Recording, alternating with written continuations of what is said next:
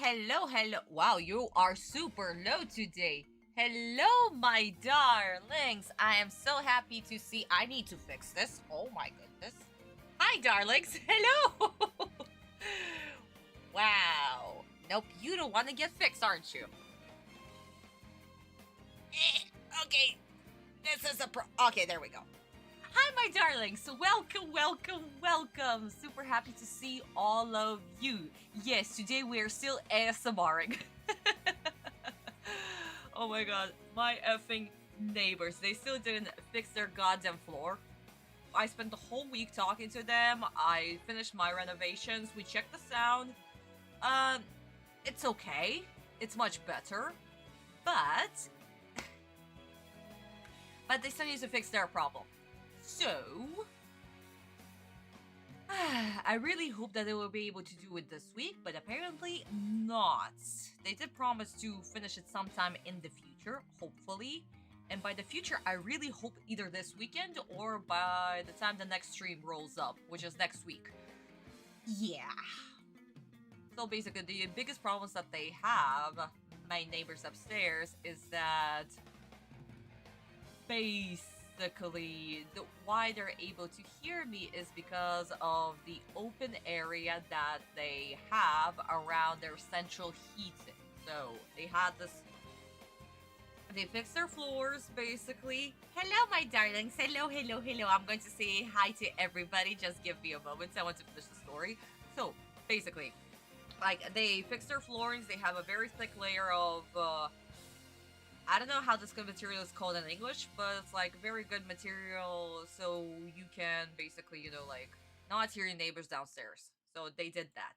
But, around the central heating, they put nothing. So they basically have the very old floor, central heating, and right next to it, they have their new floor. So all the sound is literally coming from that space around the central heating, my darlings. And Russian central heating is basically tubes that are connected with each other where the hot water runs through them. That's how we have it in Mother Russia. So, until they'll be able to fill in that empty space, they're actually going to hear all the sound coming from downstairs. From me, basically. Yay! And I don't know what the fuck there is taking them so freaking long to just fill in the space, but here we guys are. Yeah, but hopefully by next week, I really pray by next week. Otherwise, I'm just going to be texting them. Did you do it? Did you do it? Did you do it? Did you do it? Did you do it? Because seriously, guys, after 10 p.m., I cannot watch movies, I cannot have music on. Well, usually I am in my headset, but like, just talking in general, they can freaking hear all of this. So yeah, I want my privacy back. Thank you very much. Oh my god. One day I'm gonna move to my country house where I can just scream, okay? I want to scream like a regular person. Oh my god. Not to mention New Year's are coming up, and in Russia, New Year's is the most important celebration. Basically, it's like, what is this? Basically, it's like Christmas. And what do? We have celebration all night long. We drink, we scream, we just do basically whatever we want. That's how it usually is, my darlings. So yeah. Maybe, guys, I should actually have my microphone just a tad bit louder? What do you guys think? Is this better? Hopefully this is better. But yeah, my darlings. Ugh. Living in an apartment, I swear to God. If I had much more money, I would move to my country house and just stay there. All year long. But my country house is like, I don't know. I'll call it a summer house, basically. Or a summer hut. That would be the correct term. I found? Oh, thank you, Vista. Thank you, honey. But yeah, my darling. So, for now, for today, we're still ASMRing. I'll try to be as quiet as possible, and I really hope that 4Kids will not make me be all very screamy today. But yes, this has been my week, so I do apologize for not posting a review quiz because yesterday I was so freaking busy with them and trying to get everything done. Once again, test proving everything. My god. But yeah, my darling. So how you been? How was your week? Let me say hi to everybody. David, hello, my darling, and Marlene, and of course Visa, Kurosaki, Julian, and Sashinka, my darling. Hello, hello, hello. And Kat, hello, hello. Welcome, welcome, everybody. Super excited to see all of you.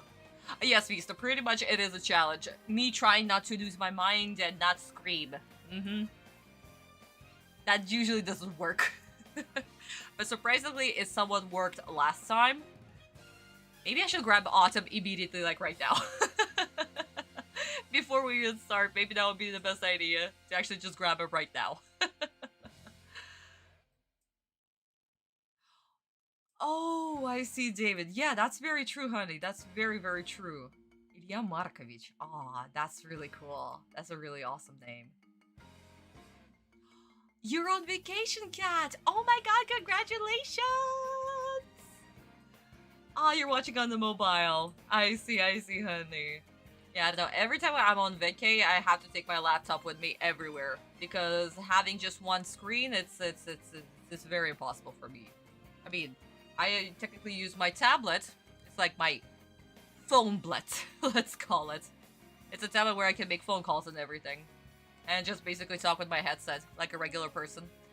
But for me that is not enough, so I usually take my laptop with me and my small additional screen where I can connect. Yeah, I'm so used to having at least 3 screens, 4, including this particular beautiful drawing pad. But yeah. Oh my god. Oh my god, oh my god, oh my god. Yeah, living with one screen is impossible. Even when I used to work back at a government school, I had my additional screen with me in the classroom where I could connect my laptop to, as well as the blackboard, where I would connect it with HDMI. It's like a electronic blackboard where I can just project everything. And when I moved from my government school to and started working at my private school, same thing. Same thing. I need to have 2 screens. I don't know how people work with 1 screen. For me, that's impossible. I've been using at least 2 screens since, I don't know, like 2012, I believe. But yeah. New Year's is definitely, like, in Russia, it is definitely the most important celebration. We make our New Year's resolutions. We have a huge party for relatives, friends come over, everybody's like putting their presents, their Christmas presents under the tree. And we usually have the president speaking before it's exactly 12 o'clock next year, basically. So we listen to him for like 3 minutes. And then we listen to Kremlin. We have like a little bell tower in the Kremlin. And we hear a chime. And during that time, we, on a little note, we write our wish. We burn it, put it in the champagne, and we have to drink it. That way, the dream that we have written down should come true. Sometime in the future. But yeah, it's quite a fun tradition. What is your country house like, and when was it built? My country house was built actually by my grandfather. He bought the land back in Soviet Union, and he built a house by himself.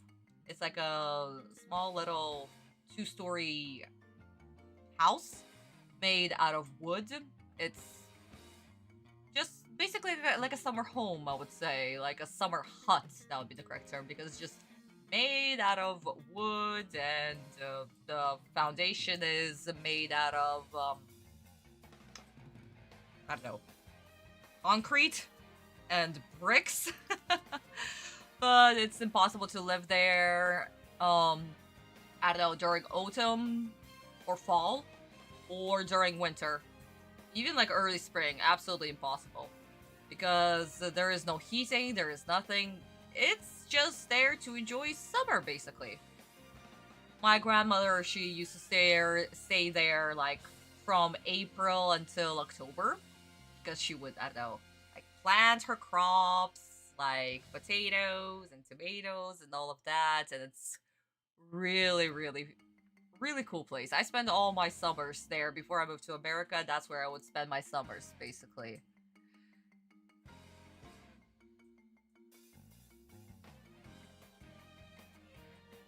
Oh yeah, he did build a summer house. My grandfather, he used to be a builder, like some of the apartment buildings in Moscow. He was working for a company and he built some of the apartment buildings with said company. But David, like I said, I'm not going to give out any names, none of that. My grandfather is no longer with me. He passed away even before I was born. So the only thing that I know about him is from everything that my grandmother and my mother told me about him. But like I said, guys, I'm not giving out names. Just sharing stories, it's fine, but privacy is privacy, my sweeties. Yes, Berlin, I remember your birthday is in December, sweetheart. 1 month away, exactly. But yeah, it's a really awesome place, and I really, really enjoy it. It's where I spend all my summers. Now that I'm back in Russia, this is where I spend all my summers. Now, because of the war operation, there is no internet. Hopefully, once everything will be over, I can finally have internet like a regular person. But yeah, really awesome place. Peace and quiet, that's what I enjoy. And no people. I love it. There are no people, just some of my neighbors here and there. It's fine, it's great. My dogs can run around the place. And that is another reason why I love my country house. They have a whole backyard to just do their business. Though I still have to pick it up after them, but you know, they're free. It's awesome for them, and that's what I want. And Merit already enjoyed her summer in the country house. It was really awesome for her. Sadly, Carl, not this year. He didn't. Last year, he was running around like crazy and he enjoyed the country house way too freaking much. But not this year. I'm sorry, guys. I went into a dark place just now. So sorry. Ah, VC, yes, thank you so much. Like I said, guys, when it comes to personal stuff, like I said, I can share stories, but I am not going to dive too deep into that because, first of all, these are not my stories to tell. And also, not everybody here is like a social media, not even famous. Like, some of my relatives don't even have like a social media account. But yeah, they're not they're not into all of this, so you know, something that I'm not going to do. Fine, like I'm on the internet, that's fine, so I can share stuff about me. But when it comes to other people, no. This is where I'm drawing the line. Oh, that's true, Visa honey. That's very true. Everything gets clipped. No, I'm not sure that my account is big enough to even, you know, have anybody clip me. Like, come on, guys. Hello. Speaking of New Year's Eve, my father told me back when he and his brother were little boys, it was always, yeah, it's really fun. One of my siblings were little kids. Yeah, and Ded Moroz. Of course, Ded Moroz. Father Christmas. We in Russia also have Father Christmas. So that is also super fun. And surprisingly, you know, like in Russian tradition, kids believe in Father Christmas because they have never seen him, but they don't believe in Santa Claus because, like, I mean, he's always all over like the movies and stuff, and I don't think that he's real, so probably he's the imposter. And Father Christmas, no, he is real. I've never seen him. He's the one who's bringing me presents. So that's usually the legends that the Russian kids have here. which is super fun. I actually believe the opposite. I believe that Father Christmas wasn't real because I've never seen him, but Santa was real. Because at least we spotted him. I don't know. I was a weird kid. I was a really weird kid. I mean, that explains my obsession with all the little details when it comes to, I don't know, like script writing or just stories overall. I pay way too much attention to details. Guys, speaking of details, let's actually jump into today's episode. I've been talking for a little bit, way too long. And Snegurочка, yes, Sashenka, exactly, because Father Christmas has a granddaughter. So, my darlings, which studio has done today's episode? So, as always, we have Yumeta, we have Sunshine, we have Gallop, and we have Dangun. So, whoa, I am misspelling things again. So guys, let's see if you'll get it right. Which one is doing today's episode? And let me tell you, my darlings, today's episode is quite interesting. We are still continuing Jounouchi versus Yuugi duel, one of my favorite duels before we hit the semifinals. Well, overall in Battle City, this duel has so much. There's so many stakes in this duel. So honestly, I really enjoy it. But yeah, let's see if you'll get it right. Guys, remember, we are still in the beginning of our rotation. Well, technically, it's not even the beginning. It's exactly in the middle of our rotation. So, let's see, my darlings, if you'll get it right. Okay, so far, Dangun is taking the lead. And then Yumeta, Sunshine, and Gallop are sharing their cell. Whoa. Okay, now it changed again. What's going on? Okay, never mind. Scratch everything I said. Sunshine and Dangun are in the lead. Gallop and Yumeta are in second place. Oh boy. Oh my goodness. Okay, let's see. Guys, we need somebody to break the tie because we cannot have two studios sharing their first place. Fine for second and third, but not the first place. Somebody please vote. We really need that. But yeah, my darlings, one of my favorite episodes. Animation is also really interesting in this episode, to be honest. And it also is very... Ooh, I said the truth. It's also very different from the manga version. So we're also going to be talking about that, as well as Shizuka and Honda. Oh my god, this is going to be so much fun. When I mentioned that I said the truth, in Russia we have superstition that if you're speaking and in the middle of speaking you are sneezing, that means that you're speaking the truth. Yeah, but I don't know, but there you go, guys. More Russian lore. Thank you, Mr. Honey, thank you. But yeah. So guys, please continue voting. Please continue voting. Thank you, Sashenka Honey. Thank you. So far, it's still a tie between Sunshine and Dangun, and we need to break the tie, my sweethearts. We definitely need to break the tie. But yeah. And while you guys are still voting, let's talk a little bit about next week. So, next week, on the 27th, my darlings, I'll be posting the next page of Yu-Gi-Oh! GTT. Chapter 2. That'll be page 4. What will happen will happen. That's for those people who are subscribed to my boosty. So, big shout out to my wonderful subscribers, to Nox, to Vista, and to Fallen Shonen. And we also have a new subscriber on my boosty page. Jackie, thank you so much for subscribing to me. Huge shout out to you. Guys, we have already 4 people on boosty, which is amazing. Thank you so much for supporting me there, and I hope that you are enjoying what is going on with Yu-Gi-Oh! GCT. So, my darlings, if you are there, thank you so much. You guys are wonderful. Be sure to check out the next page that will be coming out next week on November 27th. That will be on Thursday. 11 p.m. Russian time. I apologize, time zones.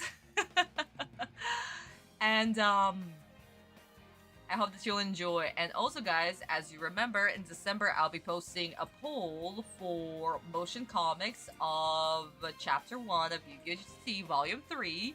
So, guys, be sure to also be subscribed to vote for that. Oh boy. Well, the tie is very interesting. Now it's a tie between Sunshine, Gallop, and Dungun. Guys, this is even worse. Can somebody break the tie between 3 studios now? Oh my god, this is the first time that we have 3 studios tied. That is insane. Guys, somebody vote to break the tie. This is... We can have YouTube decide that, okay? Oh my goodness. No. That's a no. But yeah, my darling, so that's all the news that I have for you today when it comes to... that's even worse. That's a tie between 4 studios now. No. Guys, we have a tie between Yubeta, Sunshine, Gallop, and Dungan. You're trolling me this week. Somebody is trolling me. Oh my god, that is insane. That is hilarious. We need somebody to break that crazy tie. Oh my god. Visa, mark it in the calendar. We have a tie. Mark it in the calendar that the first time during all of our live streams, we tied all 4 studios. Oh my god. I mean, we all love all of these studios. Absolutely. Of course, Gallop for actually, being the main studio for actually making the project work. And of course, our outsourced studios, Yubet, Sunshine, and Dungan. Not to mention, we still have 2 more studios to meet. I'm telling you. As well as another studio that will be a sister location to Gallop. So my darlings. Oh my god, this is gonna be super, super amazing. Okay, so, sweeties, whoever votes next is going to break the tie, and I'm going to close today's poll with that. So who is the brave one to break the tie? Let's see. I am so curious, because your vote is going to be a deal breaker. Are you prepared to take it? Years later, when my siblings and Sasha were little kids, Misha used to take them to the very same New Year's Eve party to celebrate, as well as meeting. Aww! I see, David. That is adorable, sweetheart. I mean, there's always going to be a aganyok. All the parents take, their kids to particular celebrations to celebrate New Year's. My mom, when I was a kid, she would always take me to particular parties. Do you have any fun memories coming to New Year's party every year with your parents? No. No, I actually... Oh, wow, I even choked on that thought. Excuse me, my darlings. No, when it comes to New Year's, my kid celebrations, no. Absolutely not. Oh, kids trauma. Let's call it kids trauma. But no, the only good things that I had when it comes to New Year's was, I guess, yeah, like the parties and the,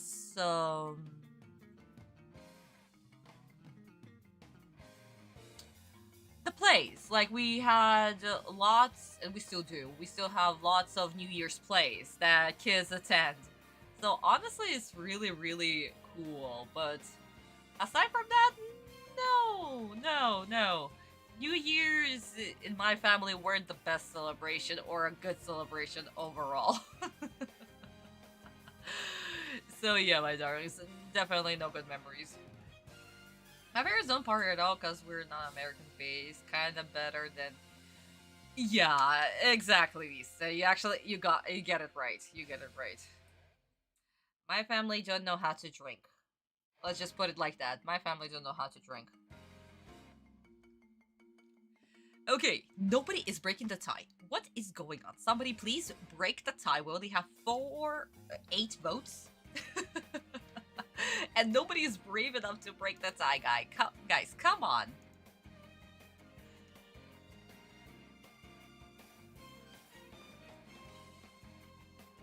Oh my god. Nobody breaks the tie. What are we gonna do?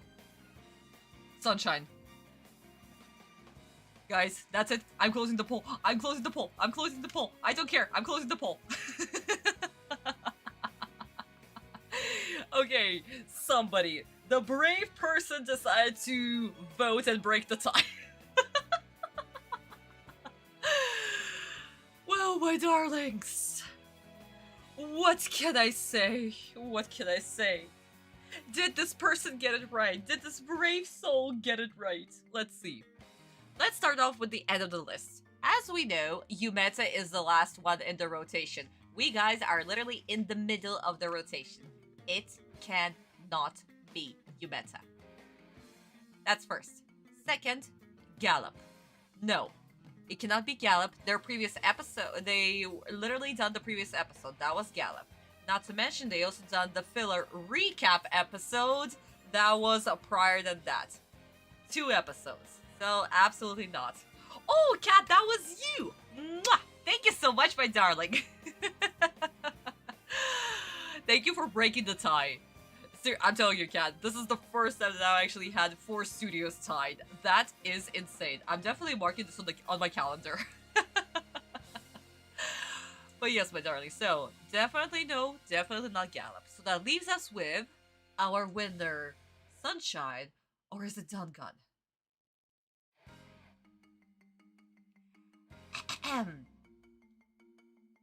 We are in the middle of the rotation, right? We had Sunshine, Gallop, and that leaves us with our next studio.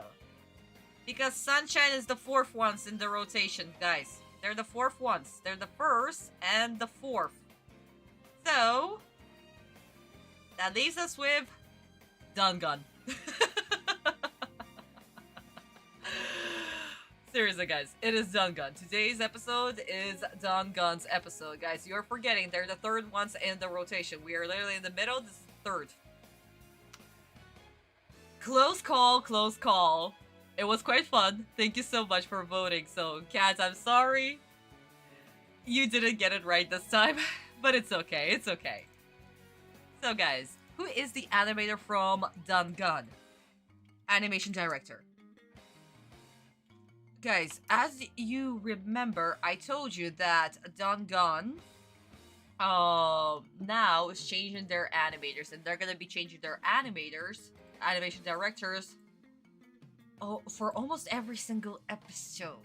Well, not technically, they're gonna do 2 episodes, and then it's a switch, then another 2 episodes, then a switch, then 1 episode, then it's a switch again, then a few more, and today's animation director, he's also new. He's also new.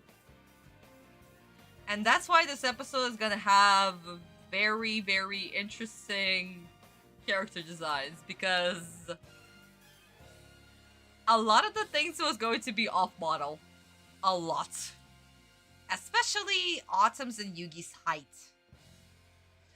But it is what it is, my darling. So we cannot blame somebody who just started this project, basically. It's like, here, direct. Bye. So, who is the animation director? My darlings, I'm going to give you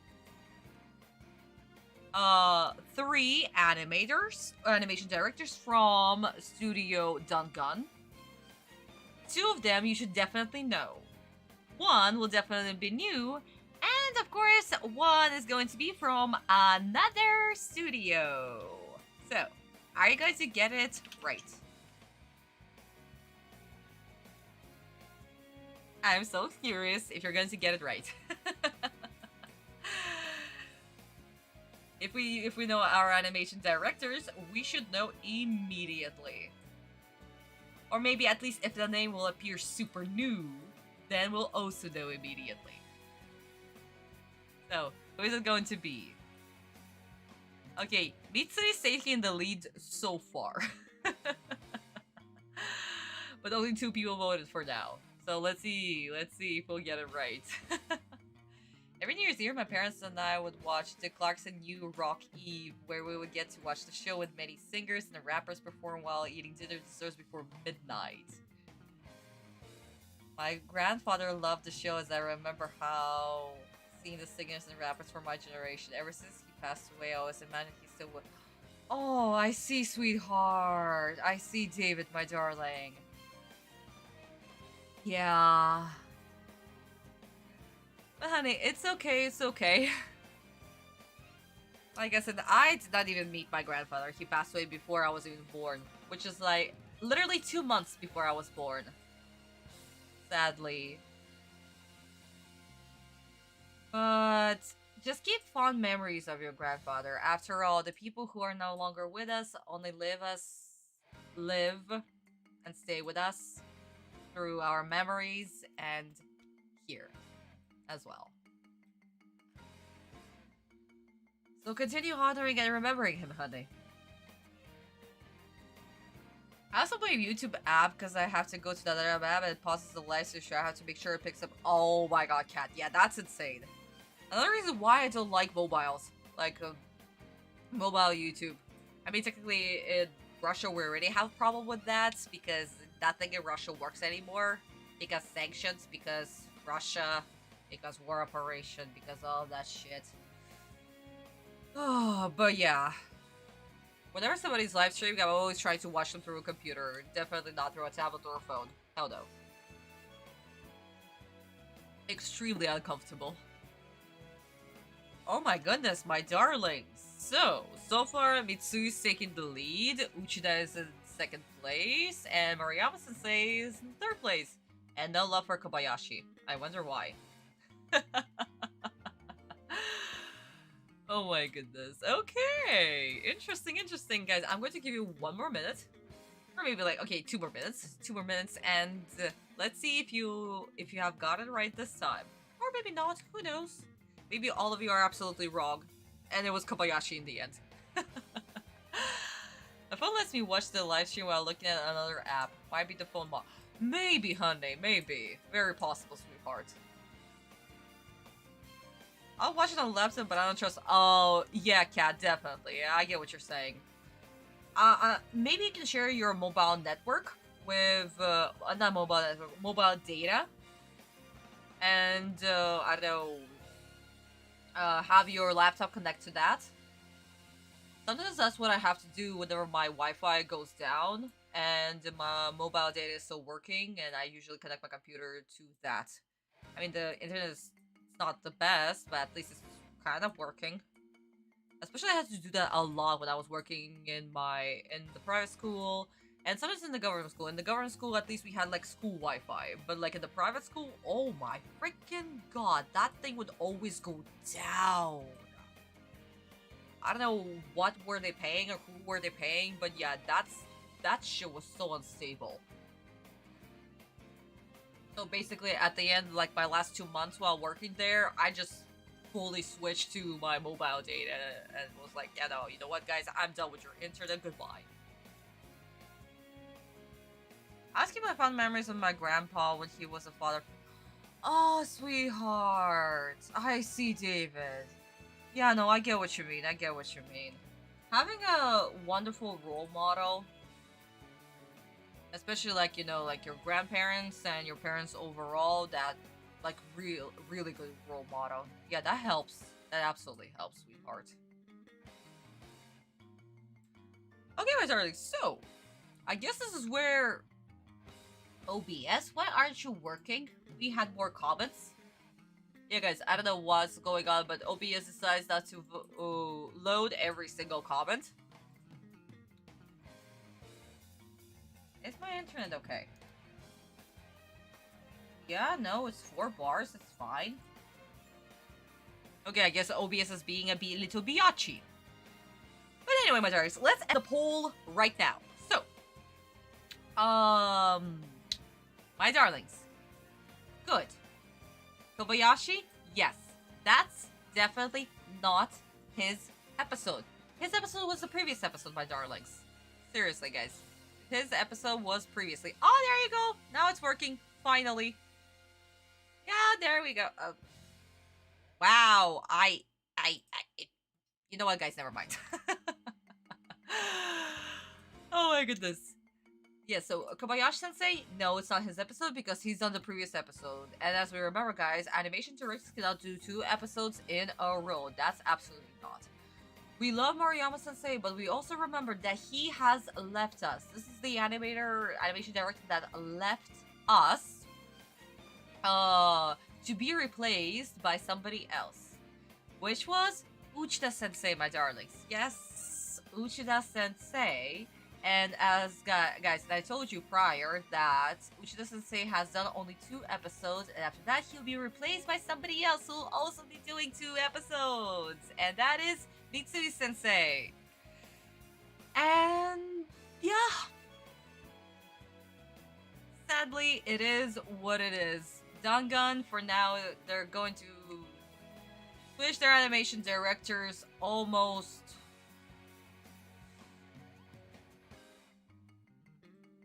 Actually, yeah, they're going to switch their. We're going to have Mitsui Sensei, then somebody else, and then somebody else, where this animation director will stay with us for a total of 6 episodes. And then there's going to be another switch, and then we're gonna get to Inoue Sensei in season 4. The infamous animation director that everybody knows and loves. I have problems with him. But yes, my darlings, we'll get to Inoue once we get to season 4, which is a very, very, very, very, very long time. But today's episode is done by Mitsui Sensei. So, good job, my darlings. Very well done. We got the animation director right. Also, Ali, honey, welcome to the stream, my love. Welcome, welcome, welcome. Ah, I see, David. Yeah. I did learn about World War I and World War II in Russian history because that's exactly what we need to learn. It's part of our history. It's in our history books, and it's something that we learn, I don't know, 7th, 8th, 9th, 10th, 11th grade. We keep on going back to it over and over and over and over again. So yeah. Not to mention that we celebrate, we literally in Russia have Victory Day, May 9th, where we celebrate ending the war, basically. Because in Russian history books, once we captured Berlin on May 9th, this is where the war ended. And of course, there's the continuation with the Japanese conflict, as we know. And the war officially basically ended in late August, September of 1945, as we know, once the Japanese conflict with the US, Korea, and China ended. Yeah. But let's not talk about that. I'm already living in the middle of ouchie. I'm already living in the middle of the war, okay? That's the last thing that I want to talk about. Okay, my darlings, so I guess this is where we can slowly transition into our episode. Why did that become loud for a second? Okay. So, my darlings, As always, please, sweethearts, if you haven't liked this video, please do like this video. If you're new here, welcome, welcome, welcome. I scream at 4 kids 3 times a month, so that means that you gotta subscribe not to miss me screaming. Even though today I'll be still ASMRing. And, of course, my darlings, comment to tell YouTube algorithm that we are having fun here, and we are going to continue it until the very, very last episode and the very, very last movie. Yup. And also, my darlings, once again, please do subscribe to my Boosty page right here and sign up to a tier to start reading Yu-Gi-Oh! GTT today. As always, for now, this is the only way to support this channel so I can continue doing what I'm doing here, aka live streaming and drawing GTT overall.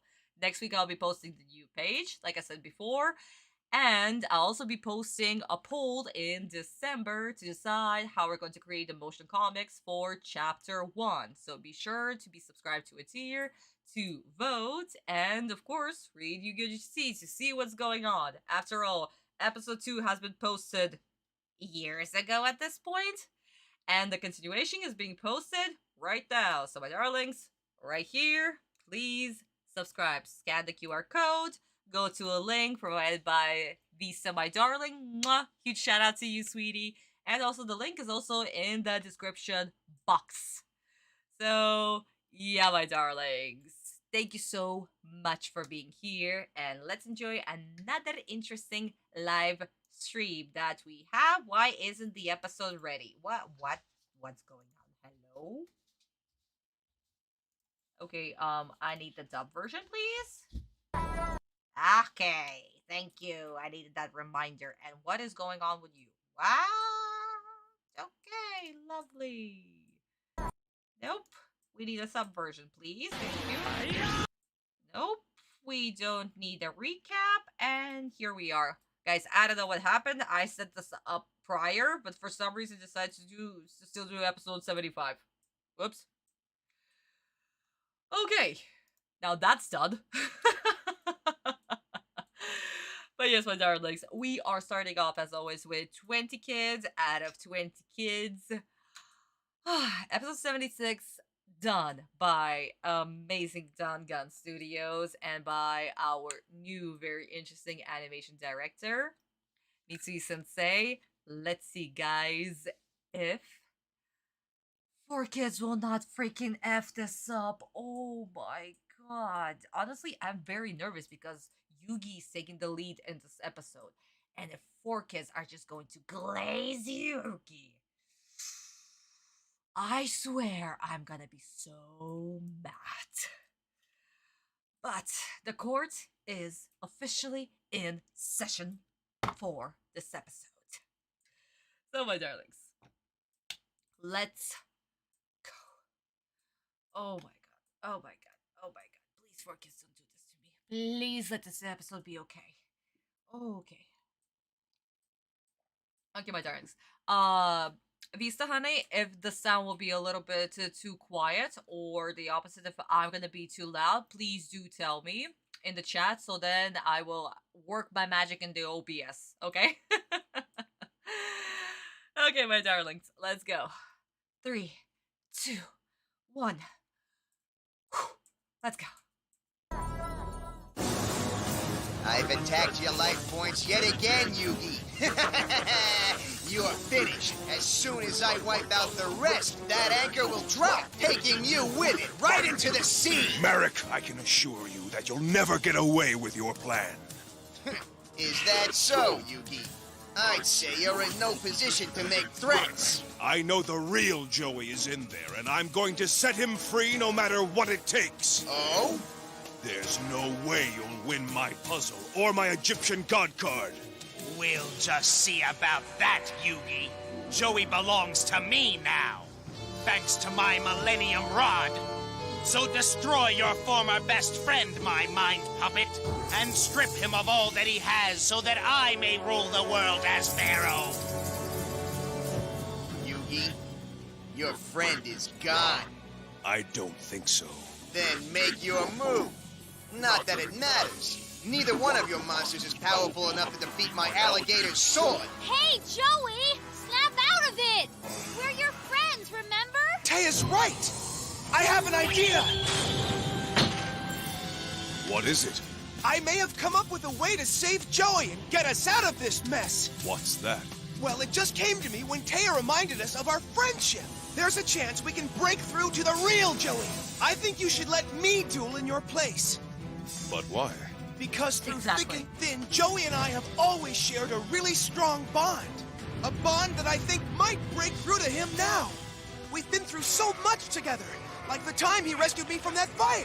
Joey and Tristan risked their lives for us. And now it's my turn. This is a very dangerous match, Yuugi. I know it is. But I can't let that stop me. I feel in my heart that if there's anyone in the whole world that can get through to Joey right now, it's me. But Yuugi... I'm ready to go in there and do whatever I have to do. Joey's my best friend, and I know that he would do the exact same thing for me. Please understand, Yami, this isn't just something I want to do. It's something I feel I have to do. Well, Yuugi, if you feel that strongly, then go. Go and rescue your best friend, and know that I will be right here should you need me.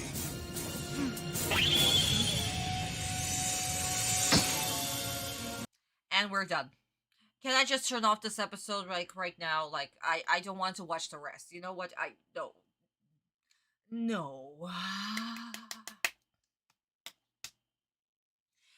You know, they absolutely made you useless again. Like, you have no plot in this episode right here. Seriously, guys, they made this character so freaking useless. Atem has no motivation at all. Nothing. And Yuugi's just there coming up with great ideas again. So, that leaves us with me almost cracking a blood vessel. And, as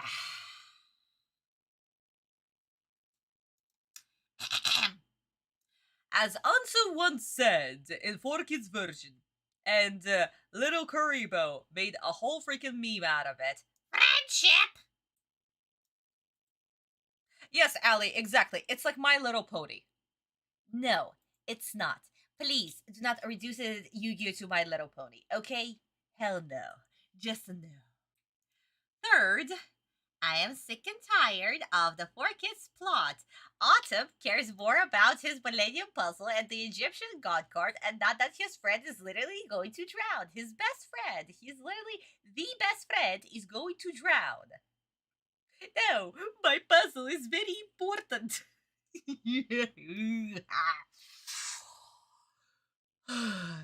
And the Egyptian God card, apparently. That's second. Third, let's see. What is third? Yuugi's the villain. Already. Yuugi is definitely the villain, where is it? There we go. It's definitely the villain, simply because, oh my god. It's like, guys, remember in season 1 where we had the Pegasus duel, and Yuugi apparently came up with the best idea how to defeat Pegasus. Here, it's the exact same thing. Yuugi has the bright idea how to defeat Jounouchi. We're not here to defeat Jounouchi. We're here to save him. But no, apparently that's what we need to do. We need to defeat him. Because of course we need to. Yes, this is how this works. Ha ha ha ha ha. Lovely. That's third, actually. Fourth, I really want to put Atem as useless, but I think right now it's a little bit too early for that. I really think it's a little bit too early. So I'm just going to put 4Kids dialogue, because all of that was also just one huge 4Kids dialogue. Yuugi, why is he here? What's he doing? He has no motivation. He's done. Atem's response to the whole thing is, it's too dangerous. Oh no, don't do it. Okay, fine. I'm going to stand there, useless like I usually am during all of this. So yeah, there we go. Lovely. And the whole MARIK. I'm going to take your puzzle and your best friend is going to kill you a little bit. Murder you, just tiny little bit. 4Kids dialogue. Just one big 4Kids dialogue. So there we go. For now. We'll see how Atem acts. If Atem is going to continue being useless in this episode, yeah, no, I'm checking this one off. I'm checking this one off with 3 kids, just like on top of it. Jesus Christ. Oh my god. Okay. It's fine. I still don't need my Atem pillow. Not yet. Not now. We'll see. And at first of this episode, I didn't mind Yuugi taking over Yami's spot, and to David, this is not the problem. It's not the problem that Yuugi takes over. This actually, Yuugi needs to take over in this episode. There is a reason why he takes over. And 4Kids completely just threw Yuugi's motivation, Atem's motivation, all of it just out the window. They completely ruined that whole plot. It's not even plot, it's character development, because Yuugi in this moment, he has such huge character development. We're gonna be talking about it, guys. We're gonna be talking about it, I swear. Yeah, after reading this in the manga, the 4Kids were... Kat, you're being so freaking polite in your comments. This is too polite. My travel has worked against Pegasus. Yes, it did, because Pegasus needs time to read the mind of his opponent. That's why it worked. Because before Pegasus could start reading Yuugi's mind, Atem would switch over and back and forth, back and forth. That's how they did it. But why that scene was important, I talked about it when we were watching episode 37 and 38. I talked about it, so guys, I'm not going to jump into that whole rant again, but it was a different motivation. 4Kids just literally made Yuugi smart again, even though he was the one who was always controlling Atem's body. I don't even know. While Atem takes over, it was still Yuugi who was still calling the shots, and now he's the one who's being a smartass and being like, oh yeah, I have a great plan. Again, apparently. Yeah, same thing. And that's what I was worried about. I will explode if Yuugi turns into a Yappertron. I mean, at this point, 4Kids makes everybody a Yappertron. So you know what? I would not be surprised. Okay, my darling. So let's jump into the Japanese version and see what's Jounouchi saying. What is Atem saying, actually? Because he wasn't just talking about his Millennium Puzzle and the God Card. Who cares about that shit? He was actually talking about something else, as well as Yuugi's motivation to take over, and how Atem was protesting. Yeah. 2 different versions. Absolutely 2 different versions. Oh my god. Okay, guys, let's go.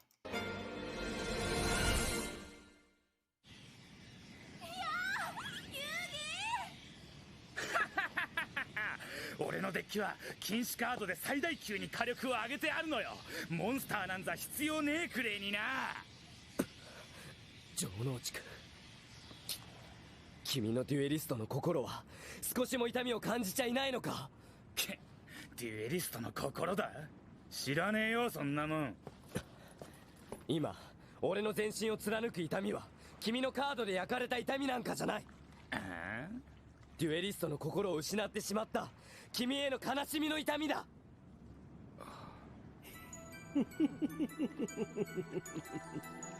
何をほざいても無駄だね。城之内は僕が植え付けた復讐の記憶によって貴様を殺すことのみを忠実に実行する人形と化したのだから。遊戯、俺はてめえを潰すぜ。城之内くん、お前のターンだぜ。どうすれば城之内くんの心を取り戻すことができるんだ。城之内、目を覚まして。もう一人の僕。相棒、君のこんなにも苦しい気持ちが伝わってきたのは初めてだ。ああ、僕ならその苦しみを半分にしてあげられるかも。だからお願いがあるんだ。僕が城之内くんと戦ってみる。相棒、昔弱虫だった僕を親友って言ってくれた城之内くん。炎の中で命がけで僕を守ってくれた城之内くん。城之内くんはいつも僕を助けてくれた。だから今度は僕が。だがこれはあまりに危険なデュエルだ。分かってる。でもいつか君は言ったよね。僕に仲間ができたのは千年パズルの力ではなく僕自身の力で叶えたんだって。ああ、この戦いで僕はそれを証明したいんだ。僕が城之内くんの心を取り戻すことができたら僕は本当に自分の力で願いを叶えたって胸を張って言える気がするから。相棒。分かった。だがお前が命を落とすような危険を感じたら俺はすぐさま出ていくぜ。うん。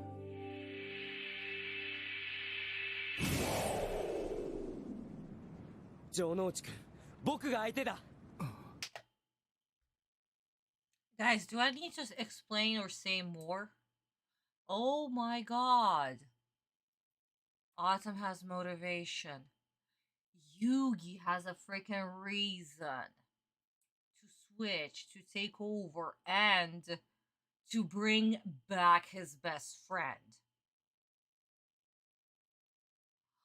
4Kids, was this so freaking hard to do? I swear to God, was this so freaking hard to do, to accomplish? Just grab the original script, translate it, that's it. No, we need to have your stupid ass fucking plot. Ahem. Whoopsie, my mirror. Hello. Goodbye. Yeah, stand there. Thank you. Okay, guys, let's grab our manga real quick right now. So, actually, I'm going to grab this one and this one. Oh my goodness. Though we might not need volume 23. But anyway, it doesn't matter. So, my darlings, as we remember, why, guys, I'm jumping into the manga real quick because the dialogue is literally taken from the manga word for word, basically. The whole dialogue, everything. But Mitsui Sensei, his storyboard artist, when, you know, he did the thing, I wouldn't say that they follow closely manga panel by panel, but they made some very interesting changes when it comes to framing. So that one was quite interesting. So, guys, as we remember, we stopped on chapter 193. This is where we stopped, volume 22, 193. And we stopped on the attack right here. So Jounouchi attacks with Fireball, and Atem has this dialogue with Jounouchi. Jounouchi is basically like, I'm going to basically fry you. How do you like my cards? How do you like my firepower, basically? I'm going to crush you. I don't need any monsters. I'm going to crush you with my illegal cards right here. And Atem has this dialogue with Jounouchi, so it's exactly word for word. The pain I'm feeling is not from your cards, it's from the sadness that you lost your duelist heart, basically. And we have MARIK over here basically saying that I am planting my hatred into Jounouchi, and he's going to, you know, react like this, basically. He will be my puppet and do my bidding. So this is what we have right here. So this is, yeah, basically following beat by beat, but we can see how different the framing is of the scene. And what's even more different is the next scene. So, Jounouchi is basically saying that, yeah, I'm gonna crush you. Doesn't matter. It's still your turn. Atem is questioning, what else can I do? We actually have no scene of Anzu screaming out, because as we remember, Anzu is being controlled by the MARIK. She has a capsule in her mouth, so yeah, no, it's not like she can talk. She's still under the control. And this is where we have Atem and Yuugi talk. And this scene, oh my goodness.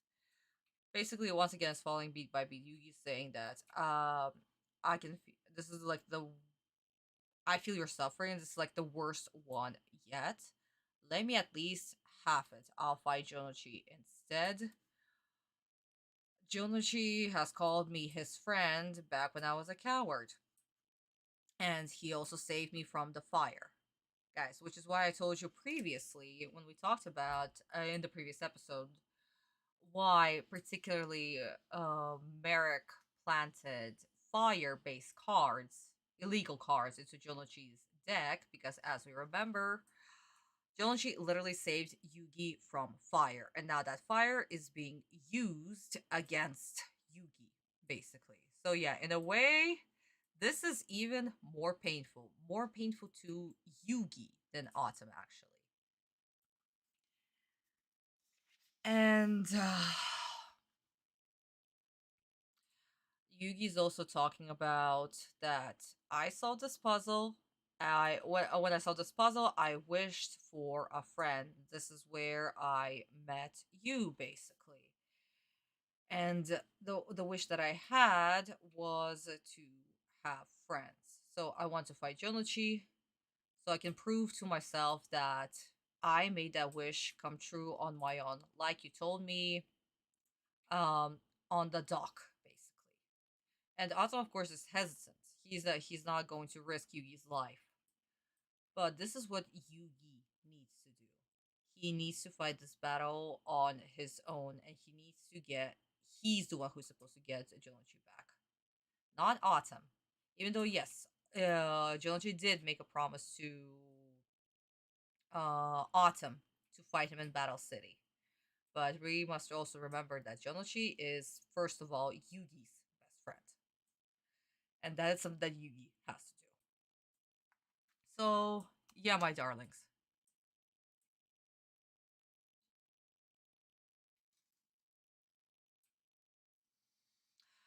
Yeah, David, can you save the question?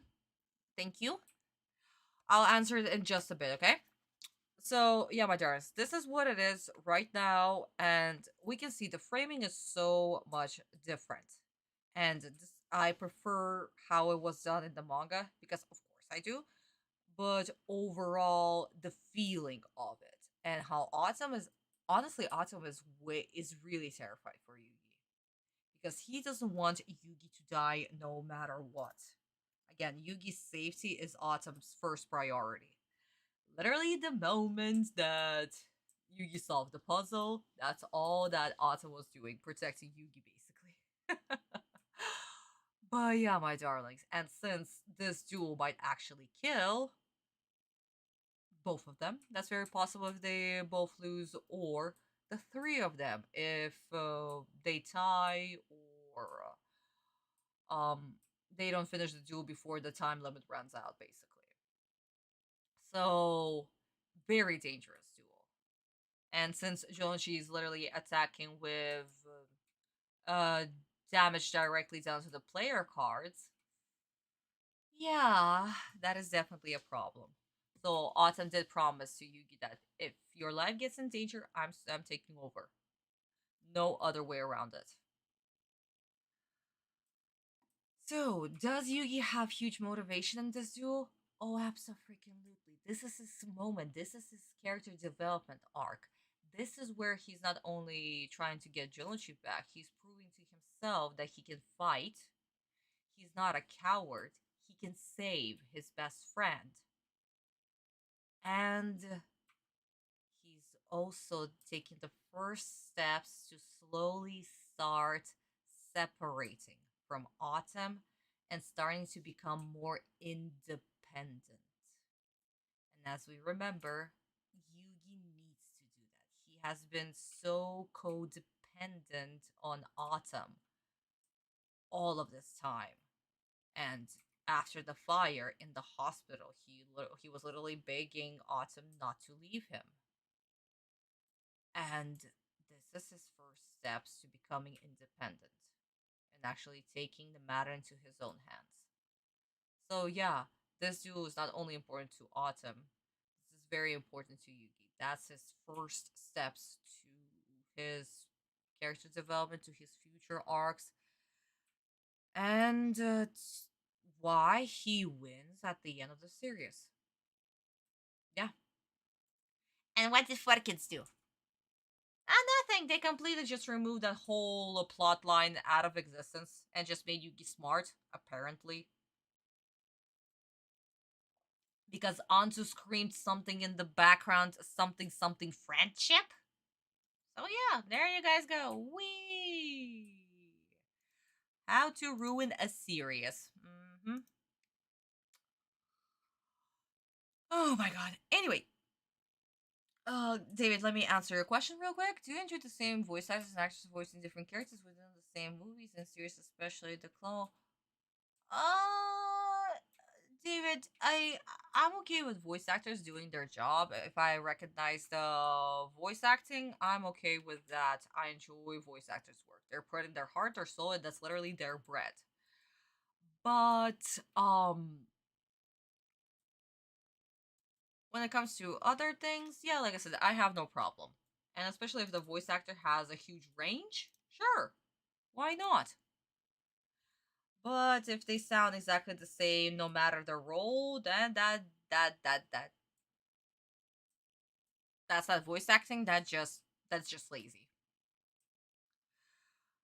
But yes, my darling. So here we guys are. Guys, do you see why I got mad at this scene? And why I did not want to watch this episode? And I don't want to continue watching this episode. I actually want to quit 4Kids right now. Yeah, no, Yuugi's the villain. There's nothing. There's nothing to Yuugi. And I'm sick and tired of 4Kids. I wish that I could scream. Okay, guys, let's continue on. Okay, Joey, it's just us now. What? No! I want the Pharaoh, not this little runt. I want to defeat the ancient ruler, that spineless coward. He sent little Yuugi to protect himself. You cheat! I want to destroy the Pharaoh! But then again, this might be just what I needed. I can win this duel with ease now that I'm up against little Yuugi instead of the Pharaoh. And it doesn't really matter which one of them I defeat. I'll still win the Millennium Puzzle and Slifer the Sky Dragon. My turn, MARIK. Yuugi, Taya and Joey are counting on you, and as long as you believe in the heart of the cards, I know you'll come through for them. Right. Come on, Heart of the Cards. Please guide me. It's Joey's red-eyed black dragon. This is my only hope. Commercial break. Thank you. Oh my god. Oh my god. Oof. Fucking neighbors, fix their goddamn floor. I want to scream so much. I almost yelled. I almost fucking yelled just now.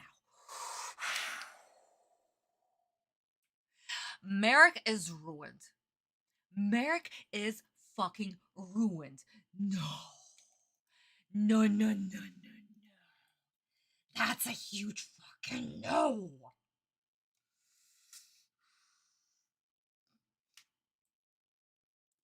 Lisa, you know what? 3 kids. For MARIK alone, 3 kids.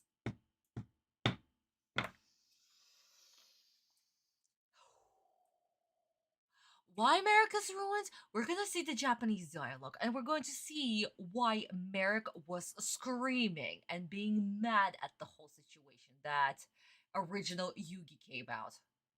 And not Atem. It wasn't because I want to do the Pharaoh, yada yada yada.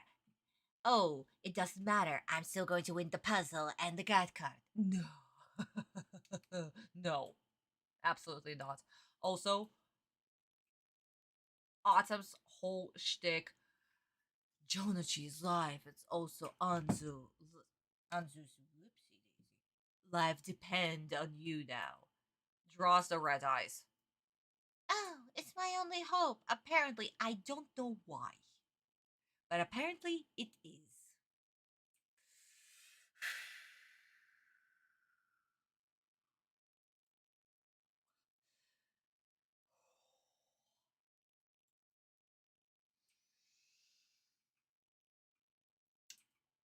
You know what, guys? I'm actually going to do this. Yeah, no. Where is it?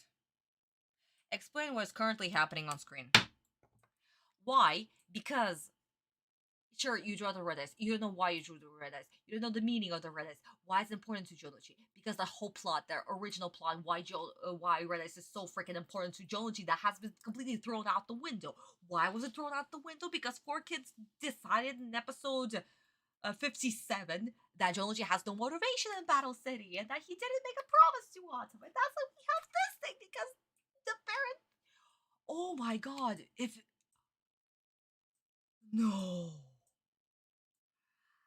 Guys, since Jounouchi did not make a promise to Atem about Red Eyes,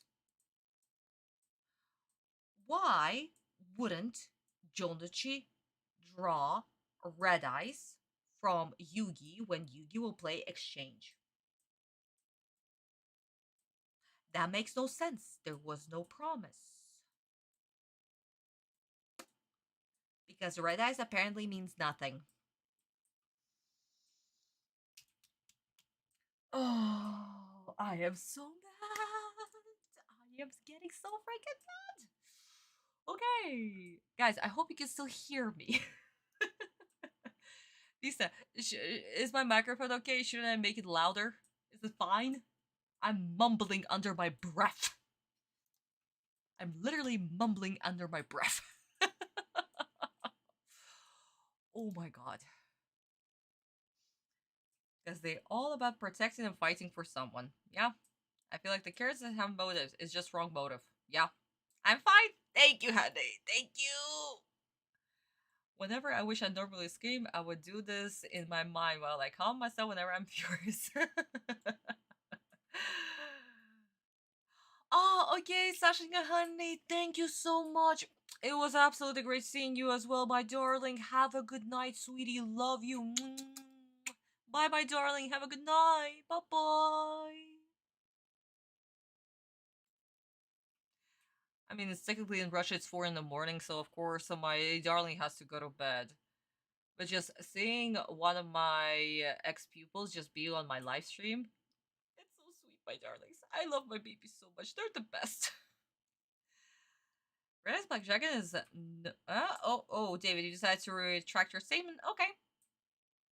I'm blasting your speakers. Okay. I mean, you're also coming through my phone as well, so that's that. Okay, guys.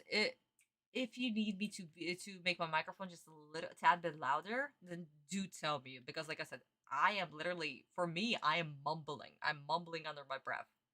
This is not my normal sound volume. Like, at all. Simply because, like, no.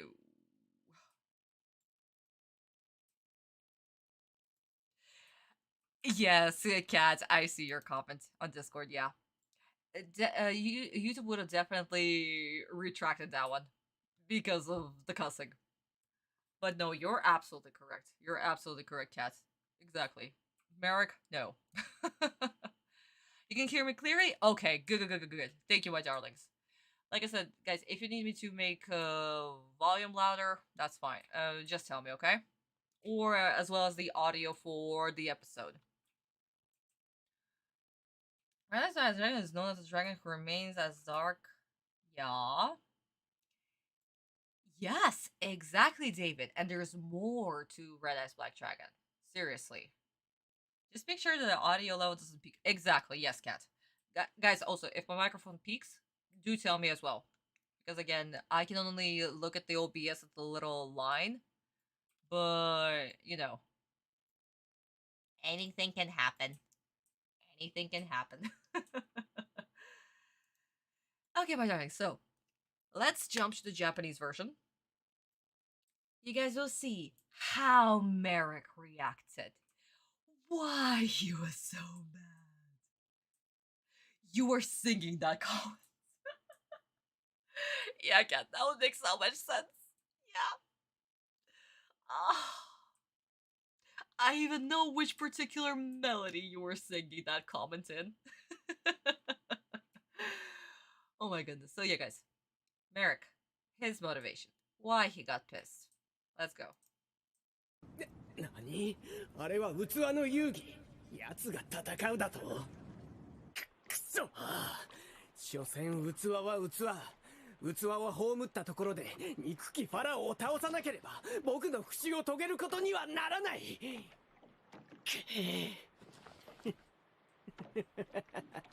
まあいいさ器の遊戯をボロボロに叩きのめせば奴は絶対に黙っていられないはず遊戯を潰せ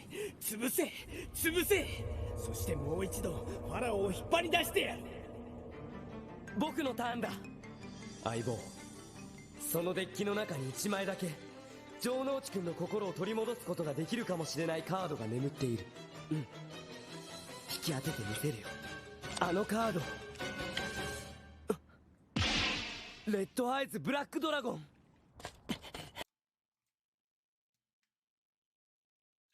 Wow. Marik has motivation?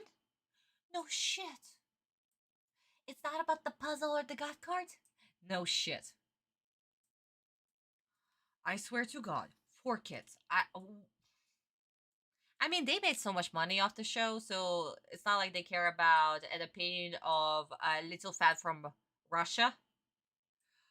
But how to destroy a franchise, how to destroy characters like that. 4 Kids guidebook. We do it very well. Well, they do it, apparently. Oh my god. So, why was Marik pissed? For freaking obvious reasons. Okay, Yuugi, original Yuugi, Vessel Yuugi, doesn't matter. That's not Atem. He has a particular vengeance against Atem. For reasons right now we don't know.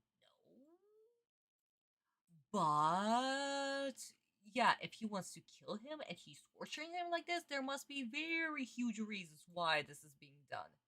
Right? Right. Duh. So just destroying Yuugi, that's not going to quench his thirst for revenge. No. But it doesn't mean that he's not going to torture him to make Atem come out. Because he will. He definitely will. For obvious reasons. Since Yuugi decided to be the hero, that he's going to pay for being the hero. That's what villains do. So, my darlings, where we stopped. First of all, we didn't have a very, very interesting reaction from one of my favorite characters of all time. Kaiba reacted. Other Yuugi. Because even Kaiba knows that this is fucked. And Kaiba at this point in the story, for obvious reasons, can tell them apart easily. But you know, Marik is pissed. Basically, the same exact dialogue plays out right here. He's not going to get his revenge if he just kills the vessel Yuugi. This is not going to work. But Jounouchi is of course screaming at Yuugi that he wants to do the pharaoh, and Yuugi is saying it's my turn. Doesn't matter. Atem and Yuugi have their little dialogue right here, where Atem is reminding Yuugi that he needs to draw a particular card that will bring back Jounouchi's heart of a duelist, and that's what Yuugi does. He draws the card. Marik continues chanting, kill him, kill him. Well, crush him, crush him. That would be the correct term. And Yuugi draws the card. And the card is Red Eyes Black Dragon. So yeah, for now it's playing perfectly. But again, the framing in the manga is done so much better. It's not Mitsui Sensei's fault at all. Again, this is the first episode that he's doing, and of course the models are going to be off base, and the storyboard artists that they hire for this episode, not the best. Not the best. But it's okay. It's okay, it's still getting the episode done. We're still enjoying this, we're still in the moment, so it's still a good episode. I enjoyed it. I have my little problems with this episode, but you know, on the time that they had to do this episode, as well as another switch of animation directors, yeah, you know what? This makes sense. This makes absolutely sense overall. Although Marik was screwed about dueling against the Yuugi instead of Yami, Atem, his endangerment plan still continued due to the clock above the anchor. Right, but he needs Atem to do. He needs to see him suffer. Not Yuugi. Who cares about Yuugi? Yuugi's not relevant in this revenge plot, David. That's the difference. If Yuugi's not relevant, he's not supposed to be there. If he's not supposed to be there, then it's supposed to be Atem who's supposed to be suffering. Simple. You know, like I don't know, you're trying to reach your friend, and instead of your friend, it's your friend's mom that answers the call. Stupid analysis, but you know what I mean. And yes, Kat, you can please record that for me. I would love to hear it. I'm still listening to your previous recording whenever I'm playing your GIF. Of course, it's in private, but still. Okay, my darling, so. Let's continue on. How they're going to screw Honda and Shizuka. Hold on tight, Serenity! You can't run forever! Wanna bet? Yes, I do. Nice try, kid. What are we gonna do, Tristan? You're going to take a little trip with us. I suggest you come quietly. Guess again, pal. We're not going anywhere. You're even more foolish than you look. Please be careful, Tristan. I guess we're gonna have to do this the hard way. You guessed right, so bring it on. Don't say we didn't warn you. This should be amusing. You should have given up when you had the chance, but now it's too late. Let's do this. Hey, let me go! Stop! And there's more where that came from, tough guy.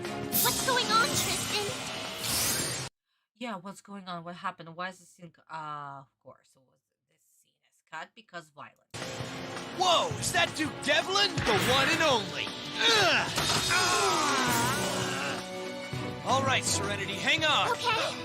So, how you been, Tristan? Talk later. Run now. Right. They're getting away. After them. Okay, this was hilarious. Instead of actually beating them up, they just stood there and talked. And the whole punching, gone. Because of course. What did we expect? Removing all the violence? All of it. Gone. And because they cut the scene, not only I got extremely confused, second of all, how they're going to explain that Honda doesn't have his jacket on anymore. Because in one frame he had the jacket on, and the next frame it's just gone. It's gone. It's fine. It's okay. Unbelievable. Oh my god. Yeah. For now, removing all the violence. For now.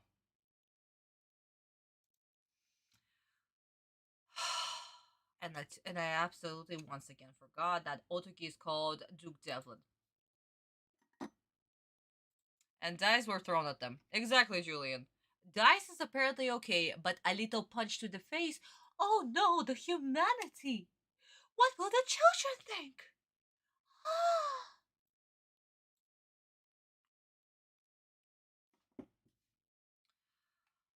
Oh my god. What gives Takahashi say the idea to add Duke Devlin in the battle? David, we're actually going to talk about Otogi in just a bit. I mean, it was already mentioned so many times that Otogi actually came with Honda to grab Shizuka. And Otogi is part of the friend group. He has been with them since their little dungeon dice monster duel, basically. And in the manga, he was shown visiting Yuugi at the hospital and other things. So no, Otogi is part of the gang. So for Honda to grab Otogi and to, have them grab Shizuka at the end, no, it's fine. It's absolutely okay. So it's not that he gave Takahashi had the idea to just add Duke Devlin or Otogi, but it's more of he's part of the gang and he was the other person that was available to come with Honda on the ship. That's all. Simple. And so technically they didn't remove violence because dice hurt. Yeah, like I said, Julian, apparently dice being thrown at your face, the little piece of plastic is okay. But a little punch to the face, oh no. Because 4 kids. I mean, they literally said in the previous episode that drowning was okay, but being burned by holograms? Oh no! That was terrible! It would have been fun if Otaki had dueled in the battle scene. Otaki is not a duelist.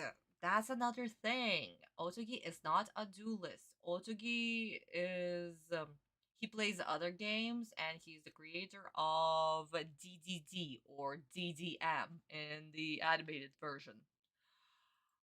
But never once was it mentioned that Otaki plays duel monsters.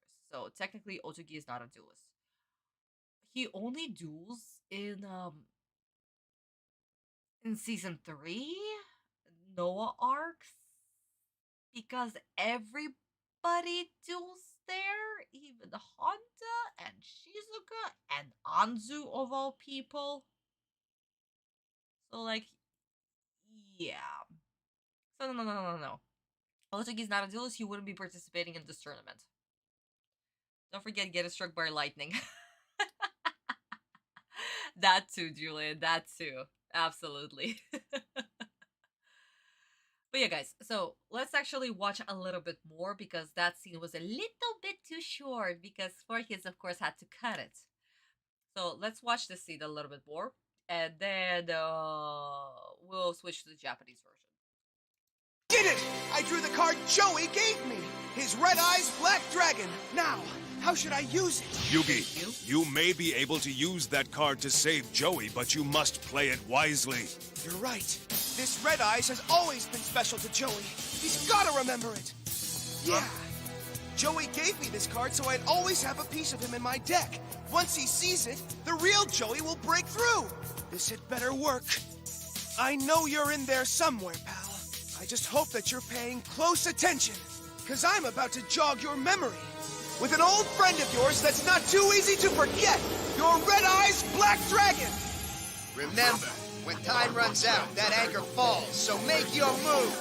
Okay, in order to summon Red Eyes, I'll need to sacrifice 2 monsters. Luckily, I've got Karibo and Big Shield Gardna on the field. All I need to do is send them to the graveyard, and I can bring out Red Eyes. Well, here goes! Yuugi, wait! Are you sure you want to summon Red Eyes now? MARIK may have something that can destroy it, and with only 1,500 life points left, we must be careful. As soon as they reach 0, that anchor will pull us into the ocean, and the entire world will be in jeopardy. Go! What's taking so long? Yami's right! Summoning Red Eyes is too risky. But wait! Maybe there's a way I can show this card to Joey without actually summoning it to the field. But it might be an even riskier move. Not sure what to do. All right, Yuugi. It's time to sink or swim. Quite literally. There's gotta be a way to get through to Joey. He's our friend. We've all been through so much together. Joey's always said that whenever he's down, his friends give him the strength to get back up again. And I know our friendship can save him now. Joey, please wake up! We're your friends. You gotta remember our bond. Look, this is the symbol of our friendship. It is? I know marker ink will eventually fade away, but it doesn't matter because this ring is never going to vanish in our hearts. Remember our ring of friendship? Nothing can break that bond. So snap out of it, Joey, please. Taya's right. No matter what the risks are, Joey is my friend, and I have to do whatever it takes to break Marik's control and save him. There's no other choice. After all, we made a pact that I'd always be there for him, and he'd always be there for me. And I'd never break a promise to a friend, no matter what. So now it's time to show MARIK what friendship's all about. I play the Magic Card Exchange! A foolish move. What's Yuugi thinking? The exchange card allows Wheeler to take any card he wants from Yuugi's deck. Look at you. Ha!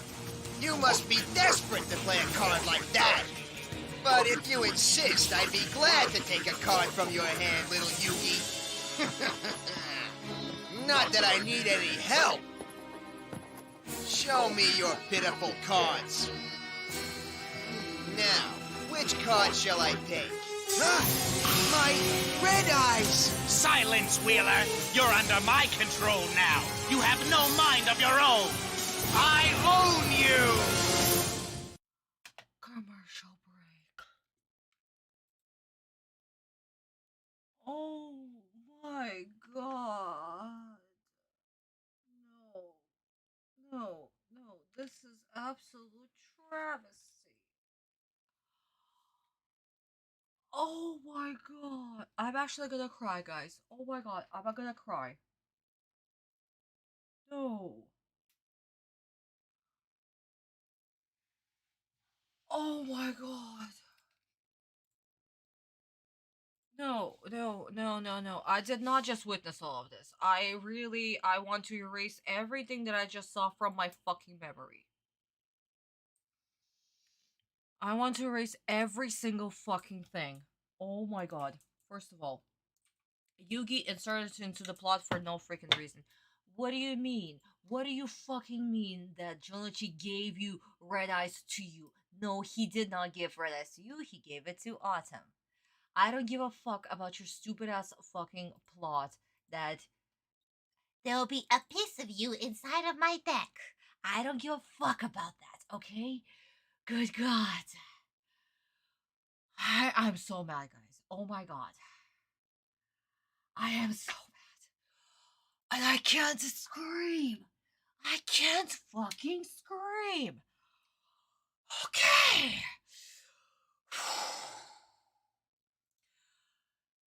Making a powerful scene feel meh. All of that was one huge meh. All of it.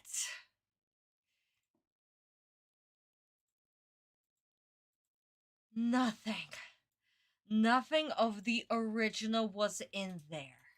At all. It was just a fucking bunch of nothing.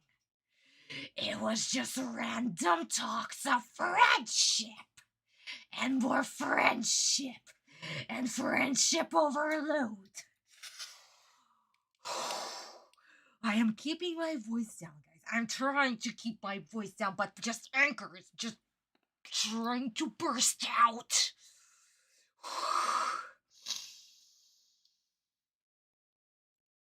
That was wrong. There was no Yuugi motivation at all. Red Eyes did not represent what it was supposed to represent because they destroyed the original plot. Andu was talking nonsense in the background and Kaiba just stood there. Not to mention, for a second, Jounouchi broke out of MARIK's control and spoke in his own voice.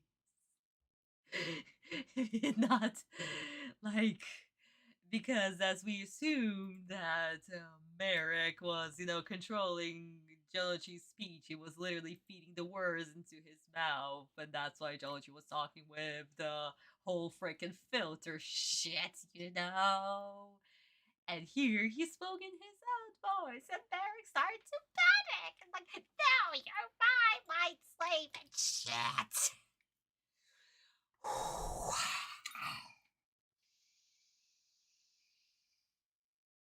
I'm not calm. Never mind, guys. I'm not calm.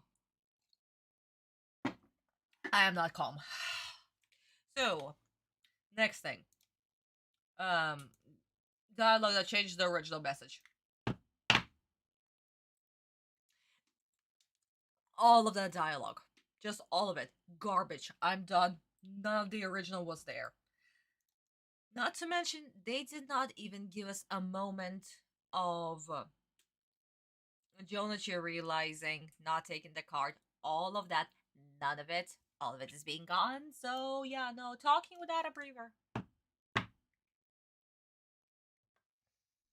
I'm done. I'm just done. I'm done. I'm done. I want to cry. I want to scream. I want to do everything that I'm not currently allowed to do. Yay! Okay. So yeah, guys, there we go. I hope that you enjoyed my very quiet rant. Or at least David finds me hilarious. Also, Fallen Honey, welcome to the stream. Welcome to the stream. Bingo? Guys, Yamino game. We hit a Yamino game. Woo! We hit a Yamino game. Yes.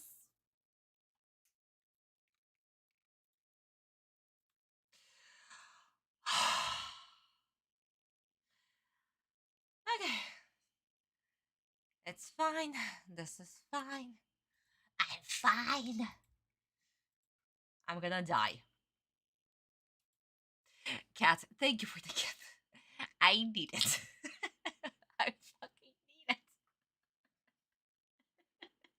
It does. It does. It bothers me so much. It bothers me to the point that I cannot even scream my frustration. I need to whisper it in a very creepy voice because there's no way that I can voice it otherwise. I hope that you enjoyed this, guys. This is apparently a new thing that we do now. Until my neighbors will fix their fucking floor.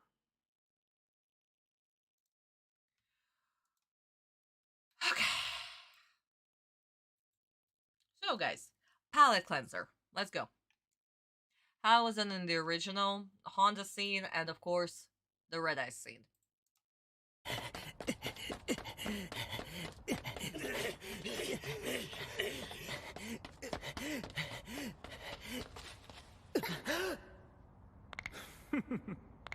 Shimata. Honda-san. やるしかねえか。静香ちゃん、ここ動くなよ。はい。怪我したくなかったらおとなしくした方が身のためだぞ。け、言ってくれるじゃねえか。3人が倒せねえ数じゃねえが、静香ちゃんが。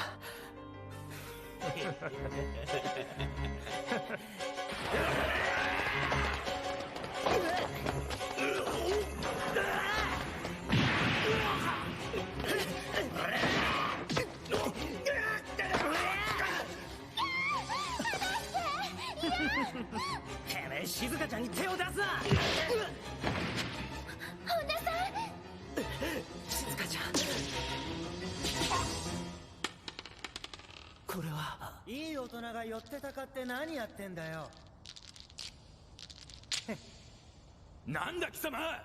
おめえは音切りユージ。本田君、女の子を。行くぜ静香ちゃん。あいつら一体。話は後だ。逃がすなおえ。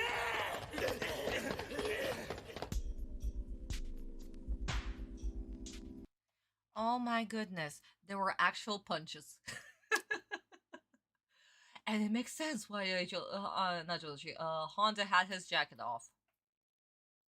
Wow, 4 kids. You could have actually done something, but you decided not to do anything. Well, there you go. Honda took off his jacket off screen, and then he was without a jacket. Amazing. Also, Otogi, still love him.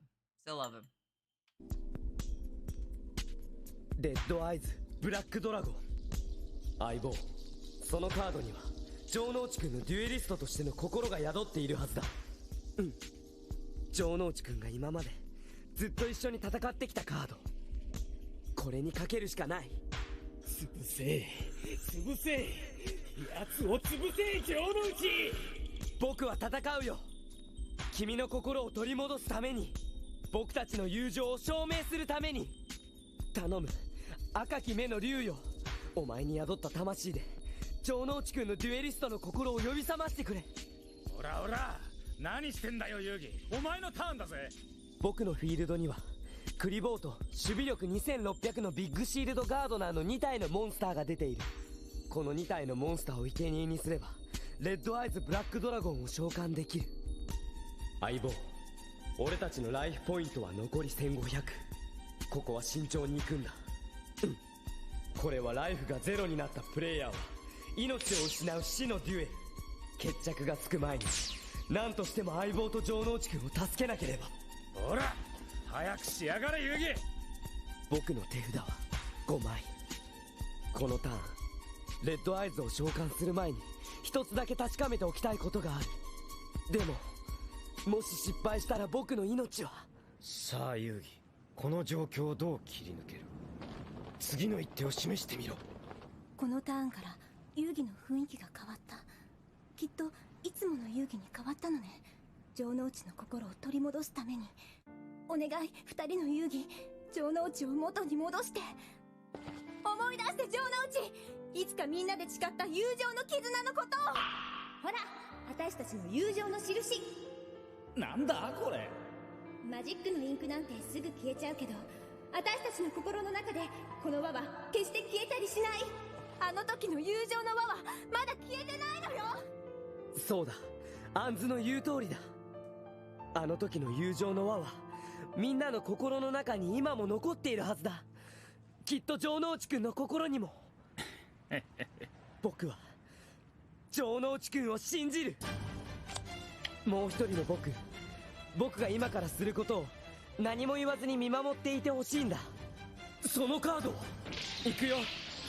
エクスチェンジ。エクスチェンジだ。互いの手札の中の1枚を交換するカード。遊戯、貴様何を企んでる。手札を交換するほど手が悪いってことかよ。しゃあねえな。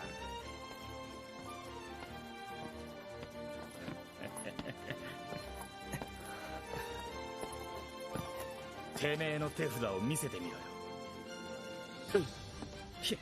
どうせろくなカードじゃ。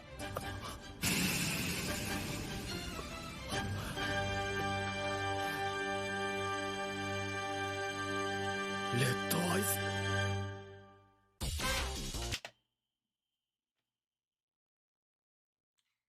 Do I need to say more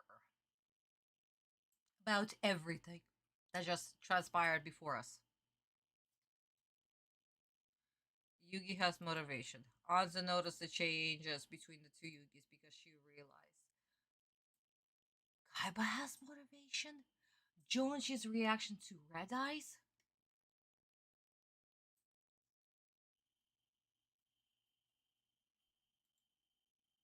There you go.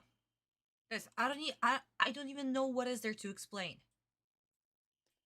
And the four kids threw all of this very thought out, extremely well, amazing plots out the fucking window. How is this even possible? How do you do this shit? I don't understand. I really don't understand. They literally just spat in Takahashi Sensei's face with this. Unfucking believable. Now, guys, do you see why I got so freaking bad? And started to talk in whatever that voice that was? Oh my god. But yeah, no. Absolute not. Absolute not. If this were so... Yeah, they probably would have been unconscious. That's true. This happy face French symbol looks fantastic. Yeah. Not to mention, David, guys, overall, this scene where they drew the happy face on their hands, this is Sensei's favorite scene. He actually talks about it in the Bunkaban edition that drawing that scene, that was his favorite thing. And honestly, I completely agree with him, especially when Sensei talks about that growing up, most of the time he was alone. And even in his high school years, it was the same thing. So I can see why for him having such friends that will stick with you and by you through thick and thin. Yeah. Honestly, guys, that is the best thing. That is something that everybody wants. And that's why this scene is so freaking important, and 4Kids fucking ruined it. And they inserted a random flashback for no fucking reason. Because of course they did! Yeah, there was no reason to have it all... Yes, exactly, Kat. There was no reason. Now let's make it corny. Exactly, let's just make it friendship. Just words, and actually no substance. I don't understand why... Like, I don't know. There is a rule. there's like a universal rule: show, don't tell. Have each character have motivation. Have each character fight for something. Let us see this fight. And for some reason, 4Kids and actually technically a lot of Western companies just make it a word the word vomit of random speech, random dialogue. The more they talk, the more apparently they seem smart. Not to mention another thing that also pissed me off, Yugi didn't know what to do. He didn't know what he needed to do, and because there was no motivation for him to even have Red Eyes in his hand and do anything with him, he was like, "Oh no, what should I do? Oh no, I'll do, maybe I'll do that. Oh yeah, I have two monsters, and then I can. But what if?" And then Autumn comes up. You know what? Autumn is useless. Atem is so fucking useless because he said the most stupidest thing. What if Jounouchi has a card that will destroy Red Eyes? Yeah. No.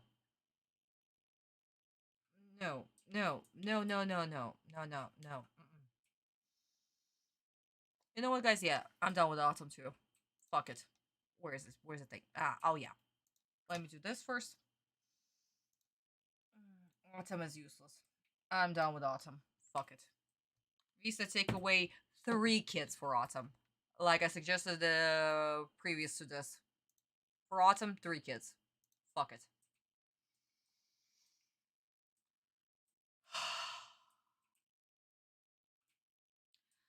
Anyway, where we stopped, where we left off. Thank you, honey. So, Yuugi draws Red Eyes, and then we have the monologue between Yuugi and Autumn, the little dialogue right here, where Autumn is once again reminding that this card holds Jounouchi's heart, and that's what Yuugi wants to do. Basically, he needs to bring it out to have Jounouchi come to his senses, and he's basically asking Red Eyes to help him with that. And this is where our chapter ends. And we have a little recap right here. So, of course, MARIK is pissed. He wants to fight Atem. He doesn't want to fight the vessel, as he calls him. And we have a little recap of Yuugi drawing the red eyes. And Autumn actually says that this is the card that Jounouchi gave him, where he made a promise that he will have it back once he'll become a true duelist. That is what Autumn explains. Because, guys, remember, Yuugi wasn't present when Autumn and Jounouchi had when they made this promise, when they had such promise to each other. And that's why another reason for Yuugi to actually play this card. He wants to get Jounouchi's heart back. That's a little thing that was actually they did decide to include in the anime, because again, guys, when Autumn takes over, Yuugi is not present. He's just in his soul room, basically. He can only come out when he wants to. And since he wasn't present, he didn't know about this promise. Then we have Jounouchi basically saying, Yuugi, hurry up, stop stalling. This is where Yuugi is thinking about he has Karibo, he has Big Shield Gardna. He can sacrifice them to summon Red Eyes. And Autumn is also basically reminding that. What's he saying? Guys, 2 seconds. Let me see. Oh, yes. He's reminding that they don't have many life points left, basically. And we can see that there's a little difference, because in the manga we only have 1300 and in the anime it's 1500 actually. So basically Autumn is reminding Yuugi that he needs to basically play safely, because once the life points reach 0, while that will be tracked to C. So they need to get Jounouchi's heart back before that. And this is where Yuugi comes up with the plan that he needs to do something else. He needs to see something first before he will summon Red Eyes. And we can see that even Yuugi's cards in the anime, it was shown that he has 5 cards in his hand. In the anime, in the manga, it's actually 4 cards. He actually has 4 cards in his hand. So Yuugi decides that, yeah, he needs to see something first before he will summon Red Eyes. And he literally asks Atem, watch what I'm going to do. Don't react, don't do anything, just watch. And again, Yuugi usually doesn't do this. This is so out of his character to ask Atem to basically sit back. Because usually Yuugi would be the one to either suggest help or have Atem, do majority of the things. But this is Yuugi taking the lead. He's not being a coward. He's actually doing something very drastic. And Atem sees what he's about to do. And Yuugi plays exchange. And he's actually terrified of his move. We can actually see the fear in his face, basically. And Atem realizes what Yuugi has done. Jounouchi comes up, mocking his cards. Oh, you probably have a bad hand. Ha ha ha ha ha. Show me your hand first. And Yuugi does. Jounouchi picks in and sees his red eyes. Black dragon. Yeah.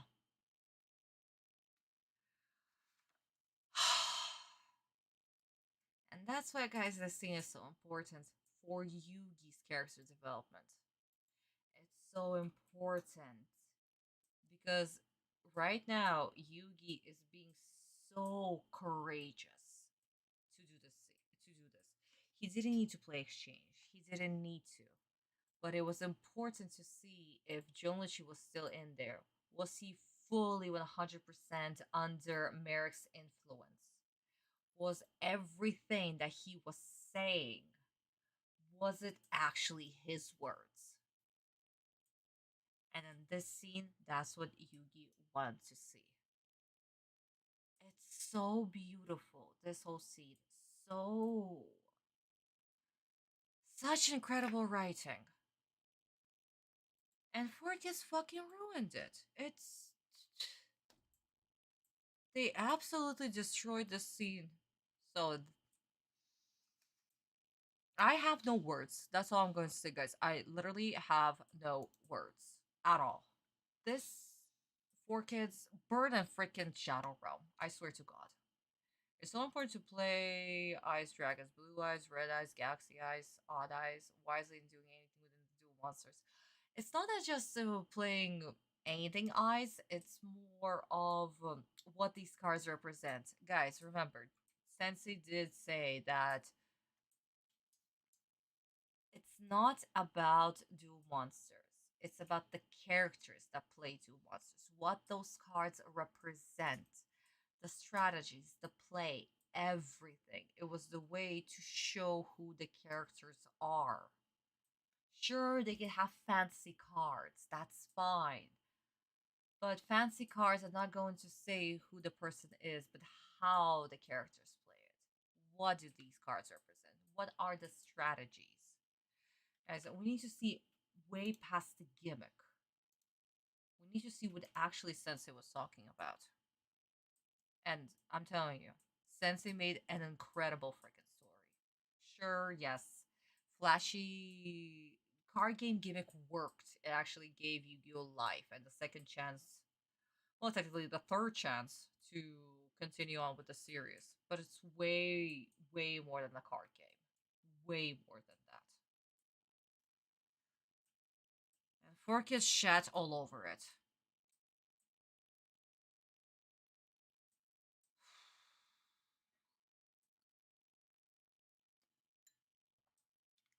halfway through the episode and I'm done 2 glasses.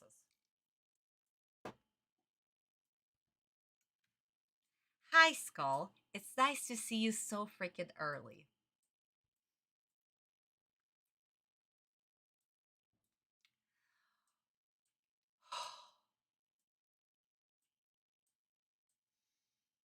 Okay, let's go.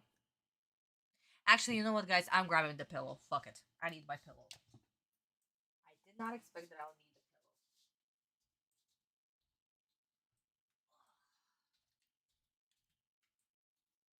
Because at this point, I know that I'm just going to freaking scream. If I could endure previously, I'm not sure that I'll be able to endure now. So you know what, Atem? I need you. Okay.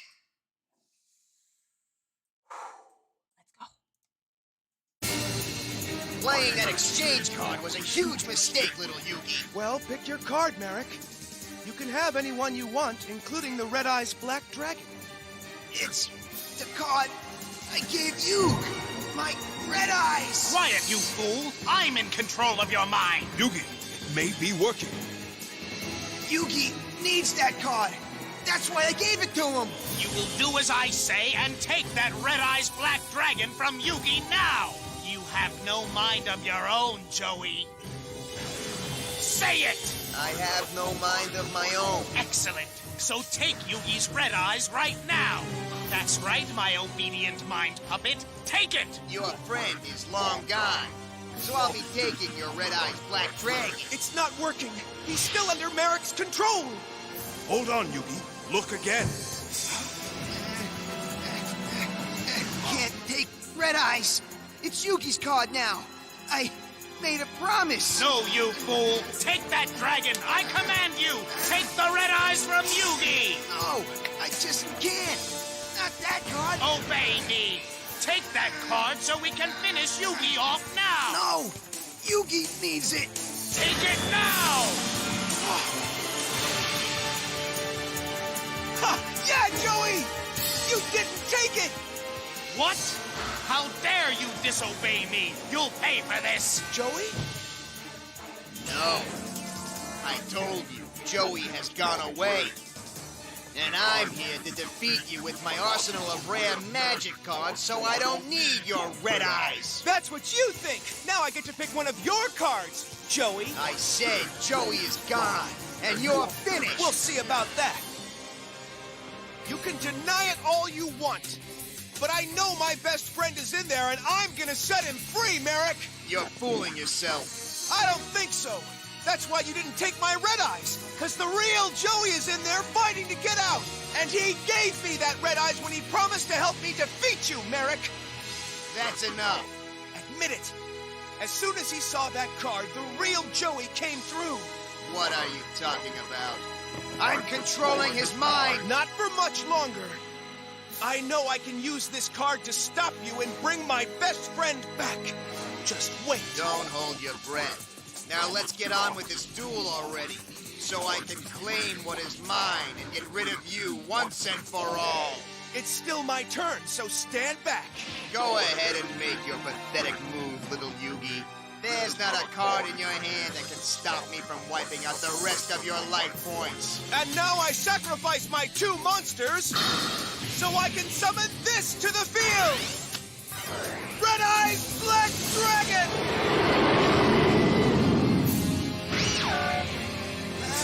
It's my Red Eyes. Yuugi! That's right, Joey! Fight it! Look at your red eyes and break free! This can't be happening! I'm losing control of my Mind Slave! My power over him is slipping away! I can't let that little brat Yuugi stop the power of my Millennium Rod! Sir, I'm afraid Joey Wheeler's sister got away. Then why are you standing here, you fool? Go see to it that she is captured! Now! That's right, Joey! I know you...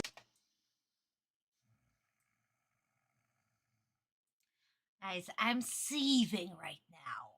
I am fucking seething right now. How can you destroy this moment utterly? piss and shit all over it.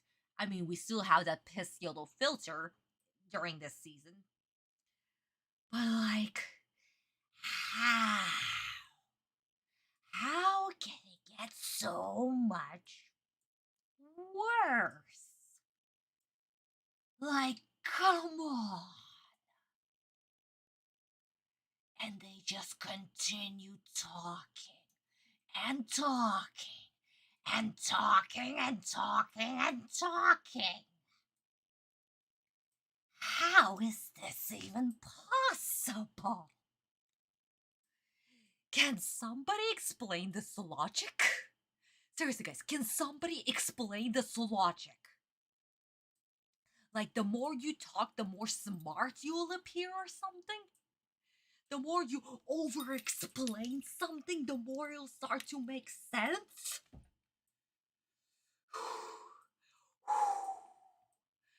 Okay. First of all, caw, bitch, I'm a fucking dragon. Monster sound effects. Yay.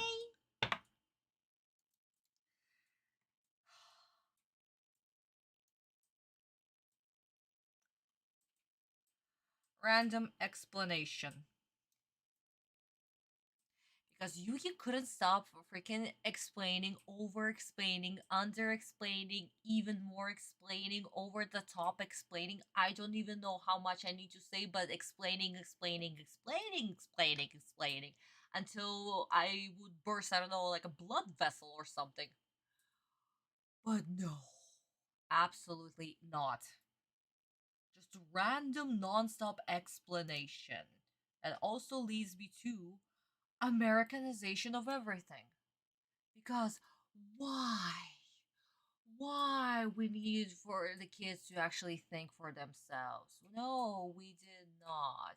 We needed to Atem to be like, oh no, it's not working. Yuugi, oh no, it's not working. What the fuck did you want it to work? You wanted Jounouchi to be like, my red eyes. Yuugi, my best friend! Yay! I'm free from MARIK's magical spell! They wanted that? We have a bingo? Where?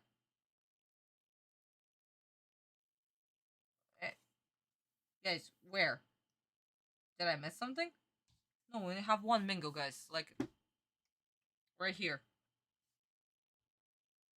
No, too early for a bingo. Am I missing? Am I blind?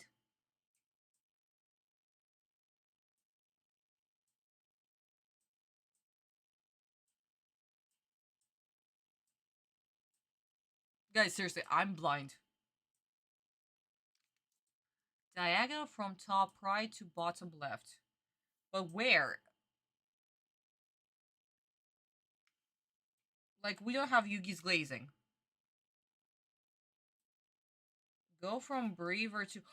Oh my god! Okay, yes, I am blind from my own rage.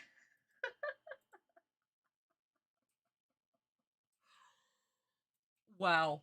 Yeah, never mind. Yes, you guys are correct. Oh my god. I am so freaking blind from my own rage. Not to mention, guys, I'm also 75% left-handed. So, my left is this.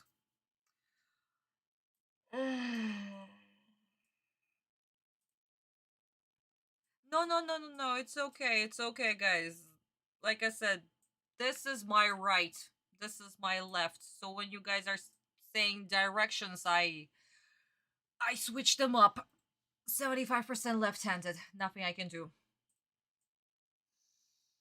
Okay, so where was I? Yay, Yamino game, by the way. I'm sorry, guys. I'm so freaking mad I cannot even celebrate Yamino game.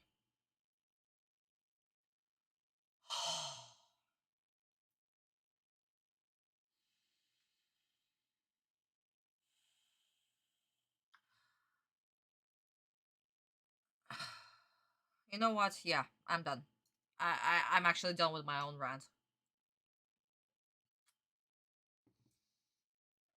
I'm even done with my own rant. Actually, yeah, you know what? I'm not done. I'm so mad. I'm so freaking mad. Yuugi does this thing that he doesn't know if it's going to work. Then he tells himself that he doesn't know that he is going to work. And then we have Yami butt in saying that no, it is working. Working what? That Jounouchi is supposed to magically just I don't know, break the spell somehow, because apparently that's how it works. You show some I don't know, a MacGuffin basically that's supposed to magically work. What is this, Disney? Are we in Disney? Hello?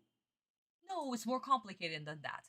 And then they're surprised that it doesn't work. But then Yuki's being all smartass and being like, yeah, no, I know what's going on. Marik, you see, Jounouchi's still in there, even though I literally doubted him less than 30 seconds ago. And that was still my idea to play exchange. And also, apparently, Jounouchi's card is also going to help me win. And winning means that I'm going to kill my best friend. Yeah. Americanization. There we go. Americanization. That's second. And third, I was supposed to do this at the beginning, but I totally forgot. Religious censorship. Why? Because a spellbinding circle is still being extremely censored. Because apparently a pentagram on a monster, that's fine. But having it on a card? Oh no, the humanity! What will the children think?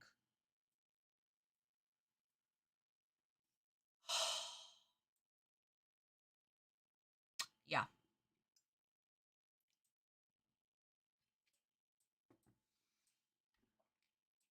Also, Crossy Honey, welcome to the stream. Welcome, welcome, welcome. Looks like Joey and Marik didn't have many arguments in the original, I'm guessing. Not at all. They didn't have a freaking mind battle. Oh my god, guys, you know what this reminds me of?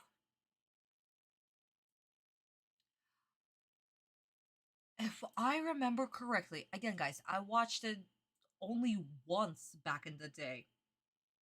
Capsule Monsters. I remember in Capsule Monsters, Jounouchi was fighting against himself when Red Eyes took over him, and this is the argument that he has with MARIK right now, or something like that.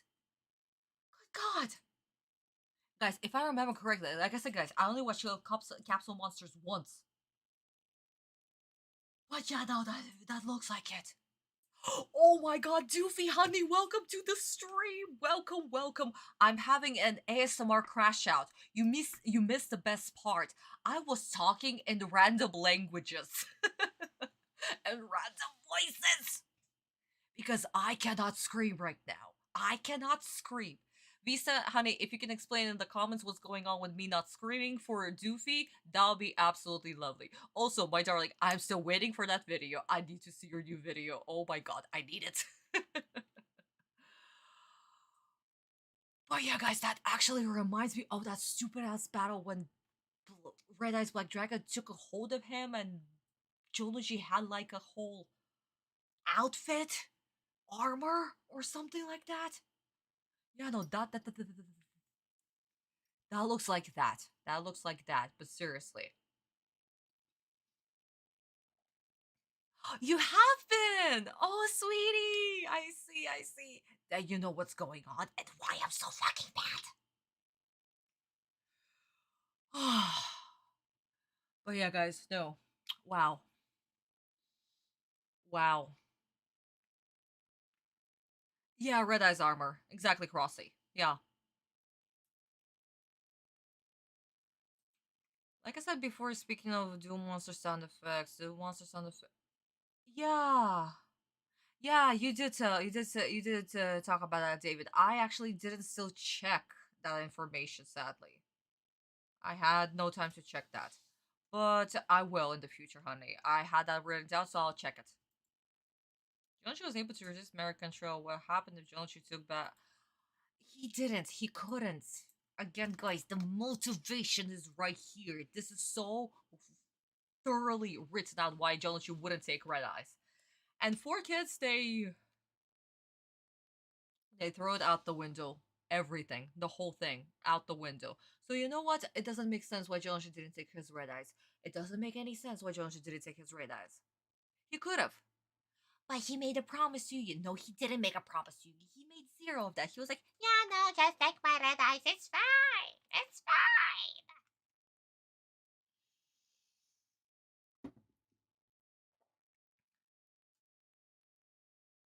ah, Vista, honey, thank you so much, sweetie. Thank you. Oh, yes, Capsule Monster was a feeder tree. It was. It was. I watched it once. Guys, are we gonna watch Capsule Monsters, actually? Seriously, like, are we gonna watch it? Because technically, if I remember correctly, Capsule Monsters takes place somewhere, like, after Grand Prix. Because I remember Atem and Yuugi both having Black Choker. So technically it's supposed to take after Grand Prix. Unless 4Kids decided that it was supposed to take place somewhere else. I don't know. But guys, if we're gonna watch Capsule Monsters, I'm gonna scream. I'm gonna scream. I'm gonna lose my fucking mind. Oh my god, I'm gonna lose my fucking mind. As a current casual sub fan that recently switched to from dub to sub during my binge of Dragon Ball Kai.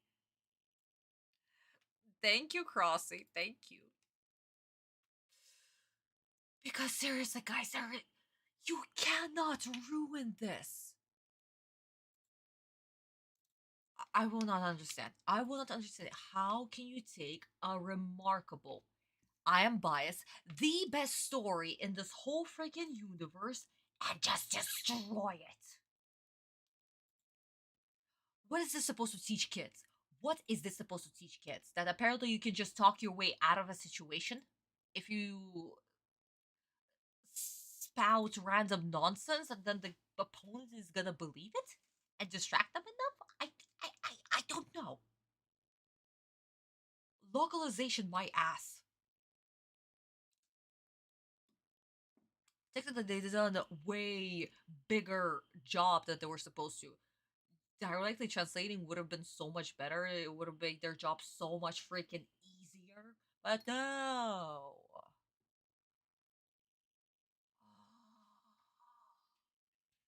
Capsule Monster is kind of its own thing, actually, from memory, since it was a 4 Kid. I mean, that would make sense. Not to mention, if I remember correctly, there was a lot of Digimon stuff in it, too. They could have just directly translated, but yeah, no, they could have. Exactly, Visa. That's what I was just saying. Definitely got to watch Capsule Monsters. I'm excited to see how you're... I have problems when it comes to filler, actually, Doofy. I have huge problems when it comes to filler. Seriously. And like I said, because I watched Capsule Monsters only once back in the day, I don't know how I'm gonna react after so many years. I don't know. I think I watched it like in 2010, 11 or something like that. So yeah, that was like a gajillions of years ago at this point. If we're gonna, I mean, we're gonna watch Noah's Ark, obviously. We're gonna have to watch Capsule Monsters. Okay, fine, guys. Fine. Once we finish Grand Prix, we're gonna watch Capsule Monsters. Fine. But we're still watching Pyramid of Light, guys. We're gonna watch Pyramid of Light because Tsuji Sensei, he deserves it. I don't know how many streams that's going to take us to finish fully Pyramid of Light, but yeah, we're getting to it. If you want to hear Zombar's roar, yes, David, if you can actually send this information, like share a link with me or something, I would definitely appreciate it, honey. Absolutely. That'll be like, you can, like, I don't know, post it like in the community tab or in the like in my previous post or something like that. I would definitely appreciate. It is awesome, guys, and there's so much lore that I have to share with you when it comes to Pyramid of Light. Oh my goodness, all the information that I was able to find. Jesus Christ. I'm not sure about the 4Kids one, but I'm only talking from the gal's perspective and what they said about it, as well as Tsuji Sensei's comments when he was directing the movie. Really? Doofy does? Where we're gonna have to see and find out. I've only seen the Japanese version of it, the original Japanese version, so I don't even know how Pyramid of Light is gonna be different from the Japanese version. And again, guys, I know that the Warner Brothers also like took part in Pyramid of Light, but the animation was still done by Gallup as well as the script and everything. And yeah, no, guys, actually, let's get to Pyramid of Light once we get to Pyramid of Light. Otherwise, I'm just going to spoil so much. Okay, my sweeties, so let's go. Palette cleanser. Let's see how this scene was supposed to be done. And 4Kids completely ruined it. What? I don't want to watch a bad Yu-Gi-Oh movie. I want to watch a good movie. Bonds Beyond Time. We're gonna watch Bonds Beyond Time. Kurosaki, we're definitely gonna watch Bonds Beyond Time. What are you talking about? I love Bonds Beyond Time. Not to mention, it's also going to take place after Grand Prix. Technically. Because, Kaiba's not in the picture. He's supposed to be out of the city. Pegasus is supposed to be alive and hosting the duel. And Yuugi is wearing the black choker. Definitely after Grand Prix. So no, we're definitely gonna watch Bonds Beyond Time. Abso-freaking-lutely. I need it. I love this movie also. But still, Dark Side of Dimensions is still my favorite movie. I love it. I love it way too much. Okay, guys, let's go. Otherwise, we're just going to continue talking and talking and talking.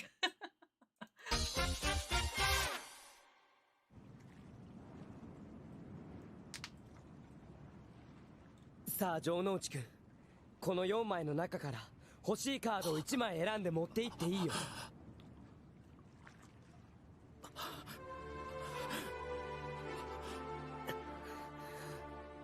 相棒。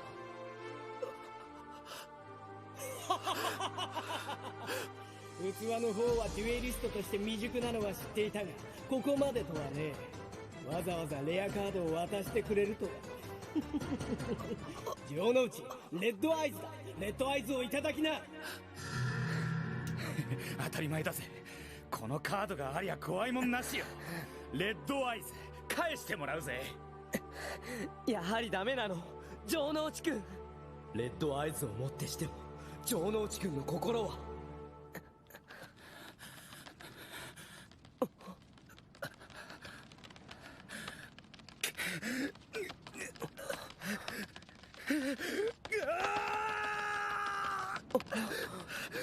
なんで取れねえ。なんでだ。どうした。レッドアイズブラックドラゴンを奪え城之内。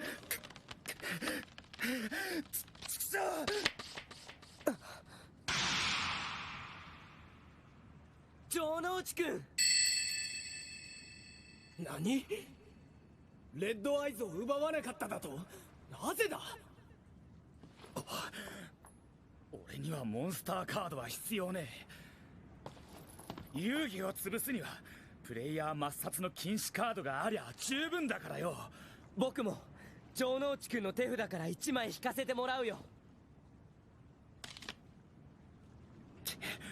城之内くん、僕にははっきり分かったよ。君は真のデュエリストの心を失ってはいないってことが。君はバトルシティで僕とデュエリストのプライドをかけて戦う誓いを立てたよね。君はその時まで大切なレッドアイズのカードは手にしないって決心したんだよね。うるせえ。だからレッドアイズを奪うことができなかったんだ。うるせえって言ってんだよ。うだうだ言ってんじゃねえ。僕は確信したんだ。このレッドアイズのカードなら君のデュエリストの心を呼び覚ますことができるって。上等だぜ遊戯。その減らず口が二度と聞けねえように今すぐてめえのライフポイントをゼロにして海の底に沈めてやるぜ。まだ僕のターンは終わってないよ。城之内くん、僕たちはいつでも友達だ。今こそ僕はこのカードを出す。2体のモンスターを生贄に捧げレッドアイズブラックドラゴンを召喚。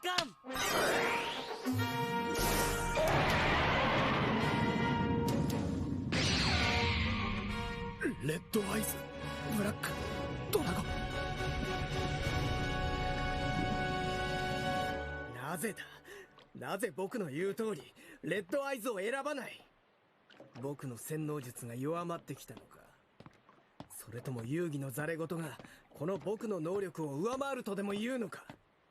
マリク様、遊戯の仲間取り逃がしたようです。そんなこといちいち僕に報告しに来るなよ。僕が失敗を許すと思ってるのか。さっさと連れてこい。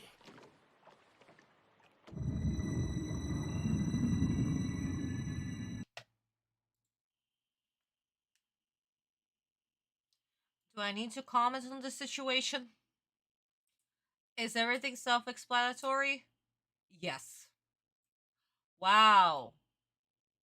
Jounouchi hesitated, and we actually had scenes of him hesitating, his hand shaking, MARIK panicking for a second, like, wait a second. I control you.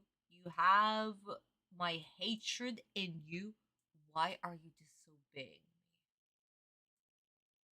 Jounouchi is so much stronger than MARIK's control. And it's so beautiful the way that it was portrayed. And Yuugi's belief in Jounouchi, how much he believed in him to make such a reckless move. Again, guys, he didn't even need to make this move at all. He could have just summoned Red Eyes. But no, he needed to see that Jounouchi still had the heart of the duelist in him. That it was still him, despite the control. What if what kids do? No, they just made everybody talk random nonsense. A lot of random nonsense.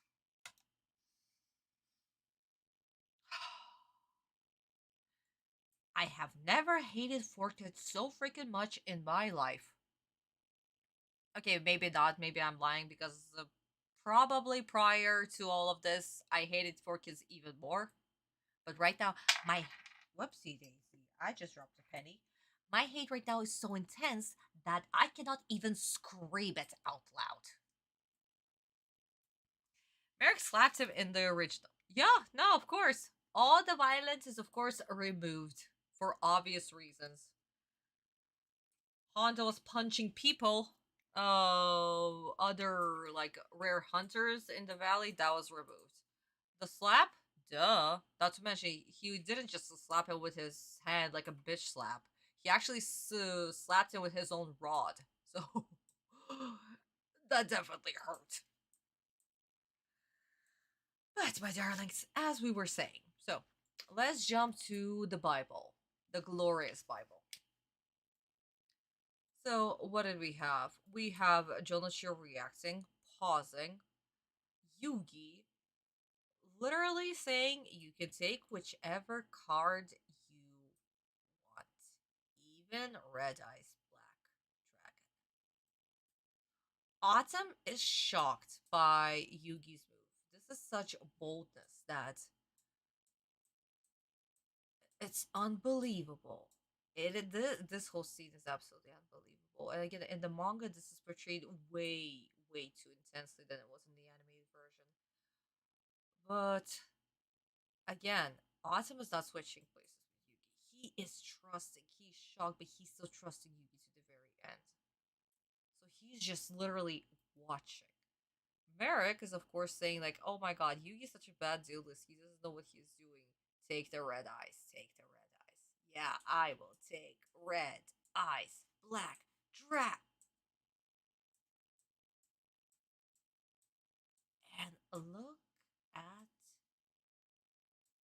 this moment of silence. Jounouchi takes the card and just holds it. This is absolute perfection. Absolute perfection, guys. How nice and quiet this whole scene is.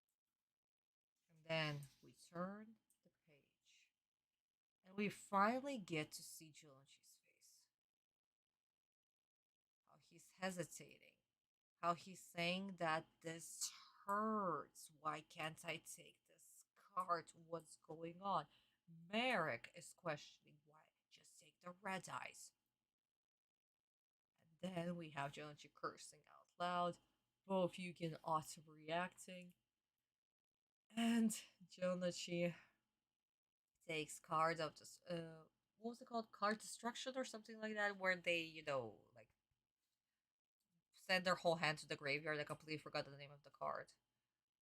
But yeah, this whole scene right here. Oh my goodness. Of course, MARIK is shocked. He's like, wait a second, what's going on? Why didn't you take the red eyes? Why? How is this happening? I don't need the red eyes. I can just destroy with my illegal cards. And this is where Yuugi sees. He sees that Jounouchi is still in there and he's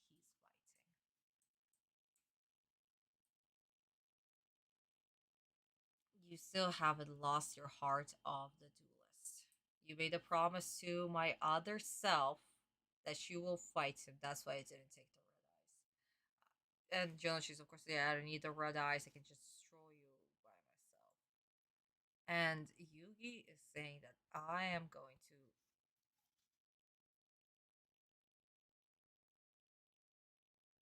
That you still haven't lost your duelist's heart.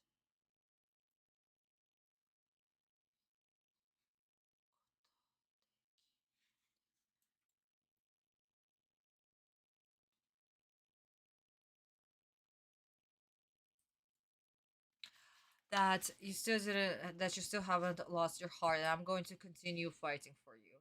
But this here is an interesting thing. Jounouchi reminds Yuugi that once the time limit passed, he's going to die, and Jounouchi is going to kill him before that. But Yuugi will continue fighting for Jounouchi, no matter what. So honestly, guys, this is beautiful. This showcases Yuugi's and Jounouchi's friendship so freaking well.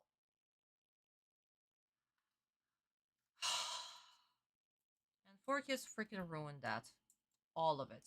Just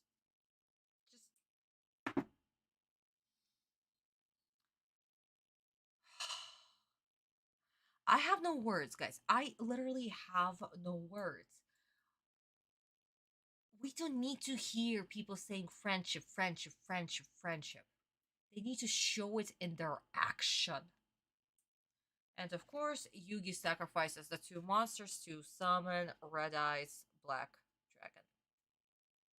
He's summoning Jounouchi's heart, basically. And Jounouchi, of course, reacts. This is his monster, Red Eyes Black Dragon.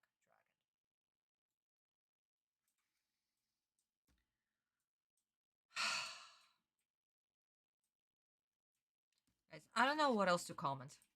I really don't know. We don't need dialogue of people saying and talking about friendship and how it is important and that friends stick together, yada yada yada. Show it to me. Don't just say it, show it. It's not that hard.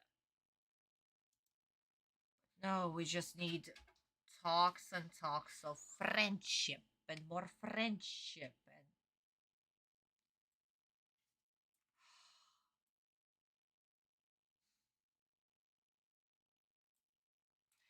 yeah, guys. You know what? At this point, I'm just done. I'm just fucking done, guys. Oh my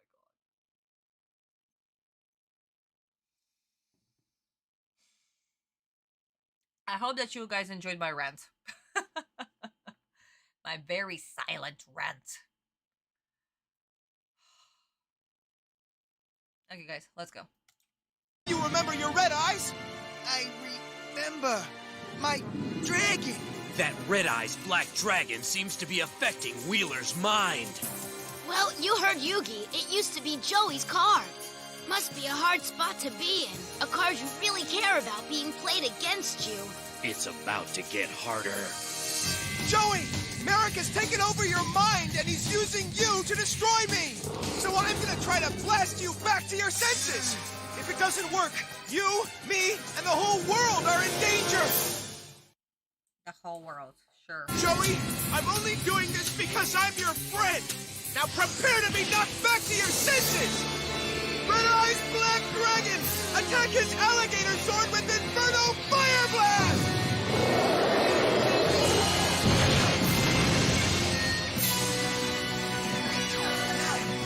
Are you there, Joey? Get up and fight back, Mind Slave! Hey, Joey! Is that you? Sorry, Yuugi. Your trick didn't work. I'm still in control. And now it's time. I'll wipe out what's left of your life points, my little friend. And take what belongs to me. Yes! We'll attack him with everything we have, and soon the power of the Pharaoh will be mine! Yuugi, this is getting too dangerous. I'm taking over. No! I can't let you, Yami! I need to do this myself. And I have one last idea. But Yuugi... You have to trust me on this one, because I know I can save him. Since the day I put together the Millennium Puzzle, you've given me hope, courage, and confidence. You've even helped me to make new friends. But I can't go through my life depending on you. I need to know that even without the Millennium Puzzle hanging around my neck, I can still be brave and help out my friends. I guess what I'm saying is, sometimes I need to prove to myself that I can be like you without you, you know? Yes, I do. Then you understand that I need to finish this myself. You are aware of what will happen if you lose this duel, aren't you? I sure am. That's why I need to do this, because I can't let that happen. All right. If you believe in yourself, then I believe in you too, Yuugi. Good luck. You have the power to win. The fate of the world rests with you. And I won't disappoint you, Yami. Oh, all right, it's time to save my best friend and the world on my own. Well, now, have you given up, or are you ready for more? I don't have much time left. My life points are low, and if I lose, MARIK gets everything. My only hope is to free Joey's mind. All right, it's time for me to finish you off now and take the power I deserve. So say goodbye as I attack your life points again with yet another Inotama magic card. Fire shower attack! Oh no! Oh yes, and thank God.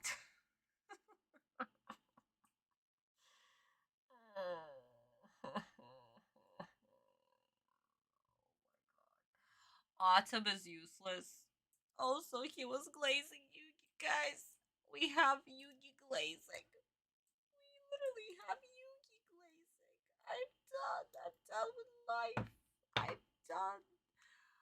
Now Atem was literally just glazing Yuugi. He was literally fucking kissing his balls and shit. Oh my god. It doesn't make sense. It really doesn't make sense. Because in the original, what did we have? Yuugi was so codependent on Atem that he needed, in this moment, he needed to separate from him, and here is just garbage. Yamino game alert? Yamino game? Oh yay! Guys, another Yamino game! Yay! I'm gonna cry. I'm literally at the point of crying. Oh my god. Another diagonal. Yeah, we have another diagonal. Oh my god.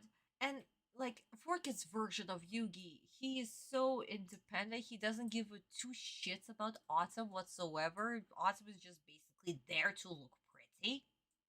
And here he's like, I am breaking up with you twice now. Because when he was dueling against Pegasus, basically, he was also like, I'm breaking up with you. And here he's like, okay, to save my best friend, I'm also going to break up with you. Yuugi, you suck. You're a villain. You're a fucking narcissist. How seriously, guys, how did 4Kids make Yuugi the most, that's not a word, but still, the most kindest, most sweetest, absolutely extremely sensitive and empathic human being into a fucking narcissist? 4Kids guidebook, how to destroy any character and make them into an egoistical prick. Yeah. So no, Yugi is a fucking narcissist. He's discarding Atem once again. He's like being, yeah, no, I don't need you, bitch, sit down. I don't need your sexy body, I have my own.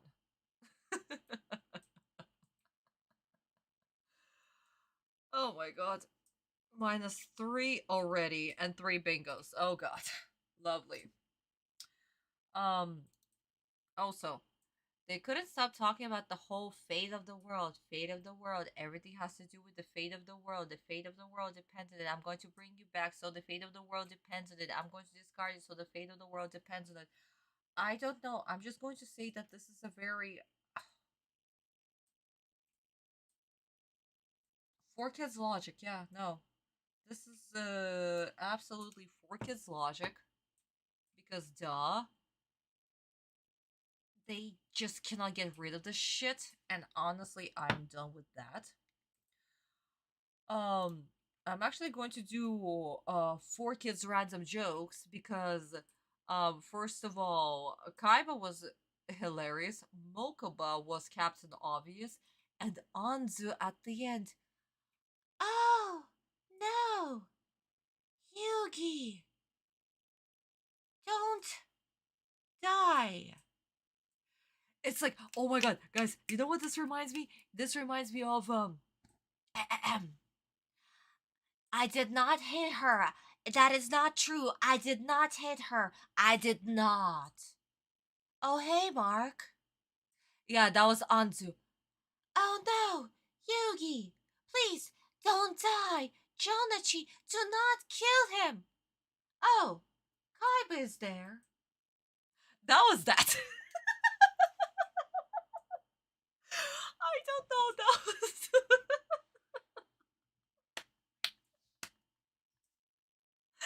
So yeah, no, props to Anzu's voice actress. That was beautiful. Thank you so much for that reaction. Oh yeah, and also another bingo. And another bingo, yes guys. David, that is very possible. We might actually fill this whole thing up. We might. We might. I'm still holding up the very annoying voices.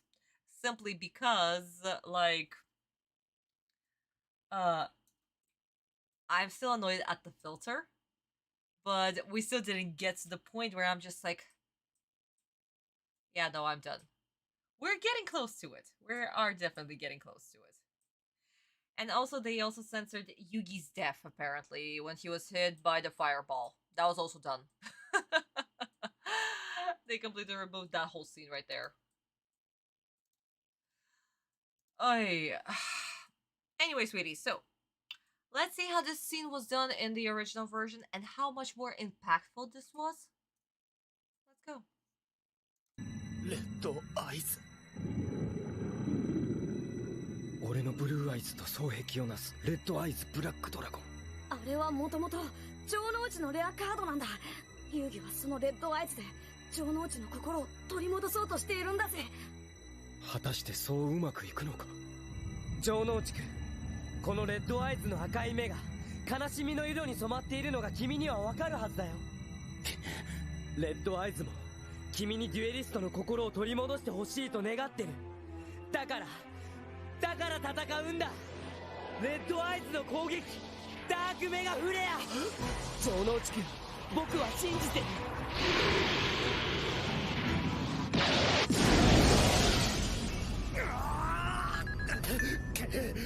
城之内くん、何している城之内。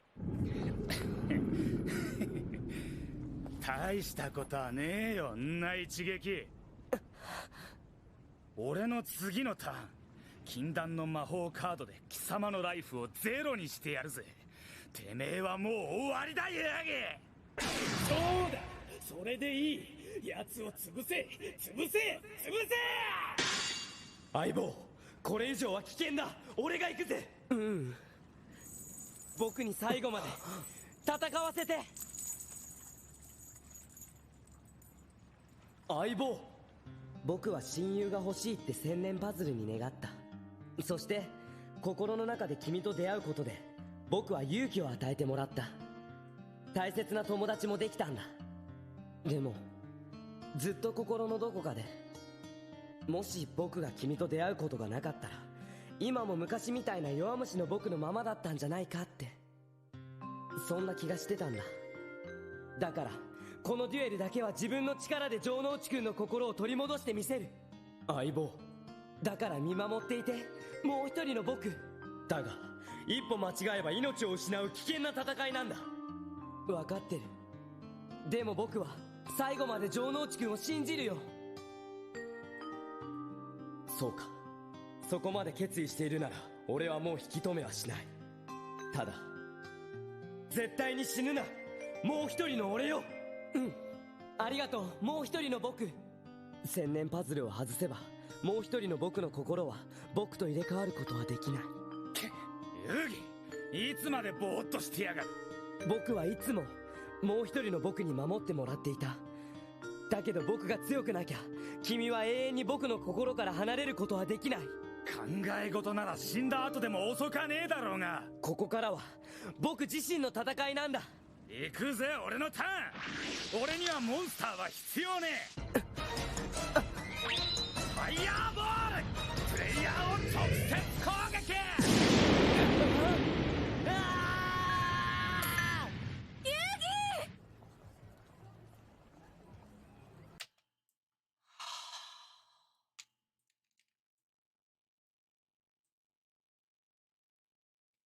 Guys, I don't know what to say. Honestly.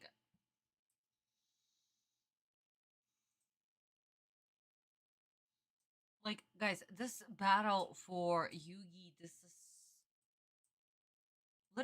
is his first stepping stone to becoming an independent person. Like I've been saying for the past almost 3 hours at this point. But how can you destroy character's motivation, character development, everything that this whole battle was supposed to represent? Of course, we're not just there to, bring back Jounouchi. Of course, that's the main reason why we're there. But there's also why Yuugi is doing this. Why he is, in a way, not just trying to save Jounouchi, but he's also protecting Atem. Because Atem was the one who was always protecting him. Literally, since the moment he solved the Millennium Puzzle, Atem was the one who was always protecting him. And him taking off the Millennium Puzzle, not only to, bring back Jounouchi in this regard, but also to protect him. Because if Yuugi were to drown, at least the Millennium Puzzle would be safe. And Atem would be safe. For kids, yeah, no. Safe, what's that? Friends, what's that? I have motivation? What is that?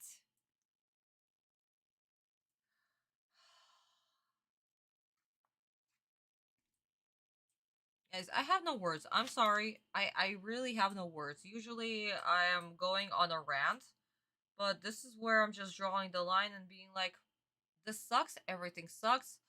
4Kids hire me. Seriously, 4Kids hire me. Pay me a salary so I can scream at you at least for money. But I'm not going to do that because this channel is made for fun.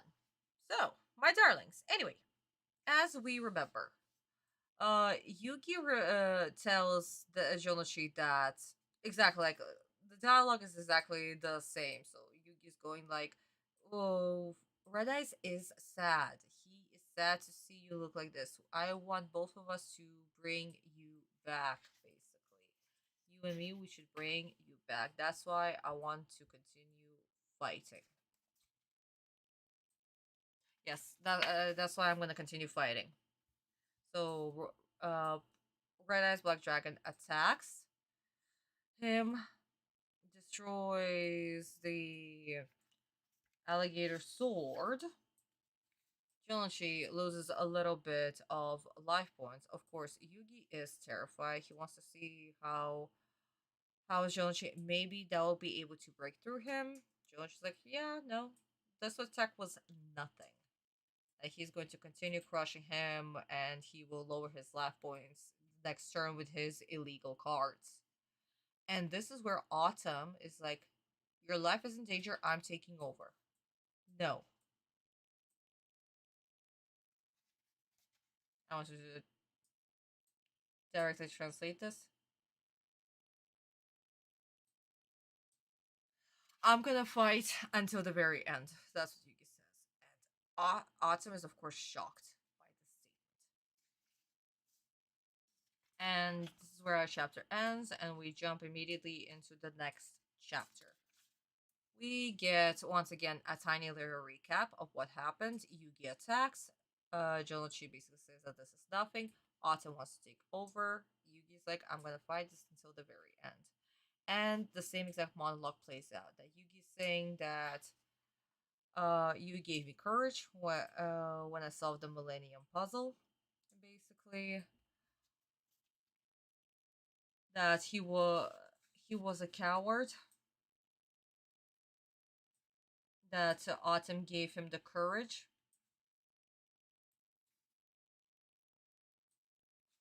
And right now that he wants to fight basically alone. The wish that he made on the puzzle, he wants to prove it that it is actually that it was him that made that wish. He wants to prove it to himself. That's why he wants to take this battle alone. Jounouchi is his friend. He needs to do this alone. And of course, Atem is absolutely shocked by this. That Yugi, right now, literally like a week ago, Yugi was begging Atem to never leave him. And Yugi right here is saying, I want to separate from you. I need to become stronger. So one day you can leave my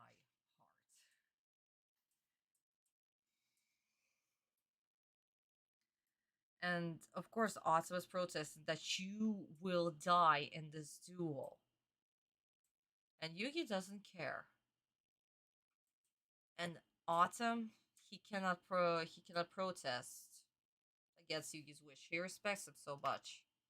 So he's basically saying, don't die, my other self. And when Atem is referring to Yugi, my other self, ow. This hurts so much. Because Atem usually calls Yugi partner, and he started to call him after Duelist Kingdom. But when he does this, oh yeah, he is being so freaking serious. And Yugi's decision right now, it's affecting Atem so freaking much because he knows that if Yugi will like Yugi might die. There's a huge chance that Yugi will probably die. And Atem cannot do anything. He can't. Remember, guys, the moment that Yugi takes off the Millennium Puzzle, Atem cannot intervene anymore. And Yugi knows this. That's why he's like literally saying, you protected me this whole time. If I take off the Millennium Puzzle, you won't be able to switch with me. That's why I want to fight alone. Because one day, Atem is supposed to leave Yugi. One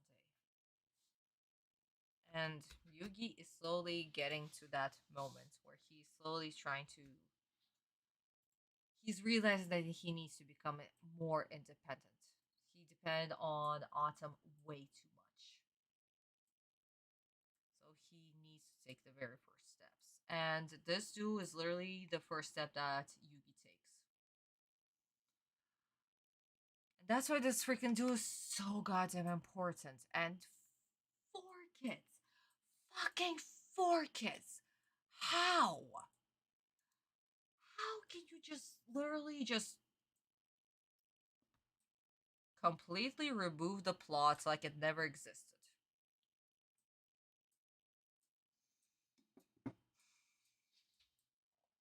So yeah, guys, I don't even know what to say. I really don't even know what to say.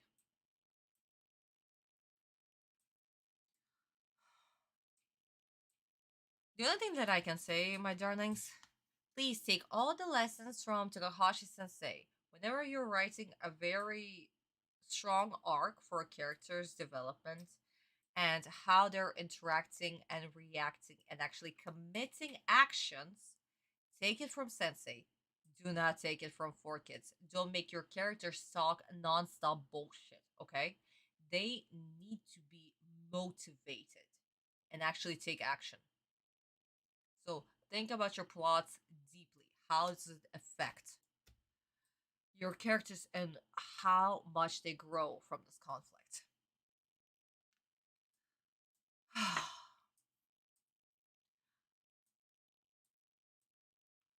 Yeah, David, they've done a fantastic job. Like I said, guys, I have no problem with Dan Green. Dan Green is working with the material that he was given, and he's doing marvelous. I have no problem with Dan Green. And Kazama Sensei was handpicked by Sensei. I'm actually in the future going to make a short about Kazama Sensei and all of that, so I'm not going to go into detail about it, but yeah. Kazama Sensei is absolutely amazing. Absolutely amazing. His range for both Yuugi and Atem, and in a lot of the cases, especially Yuugi, I would say.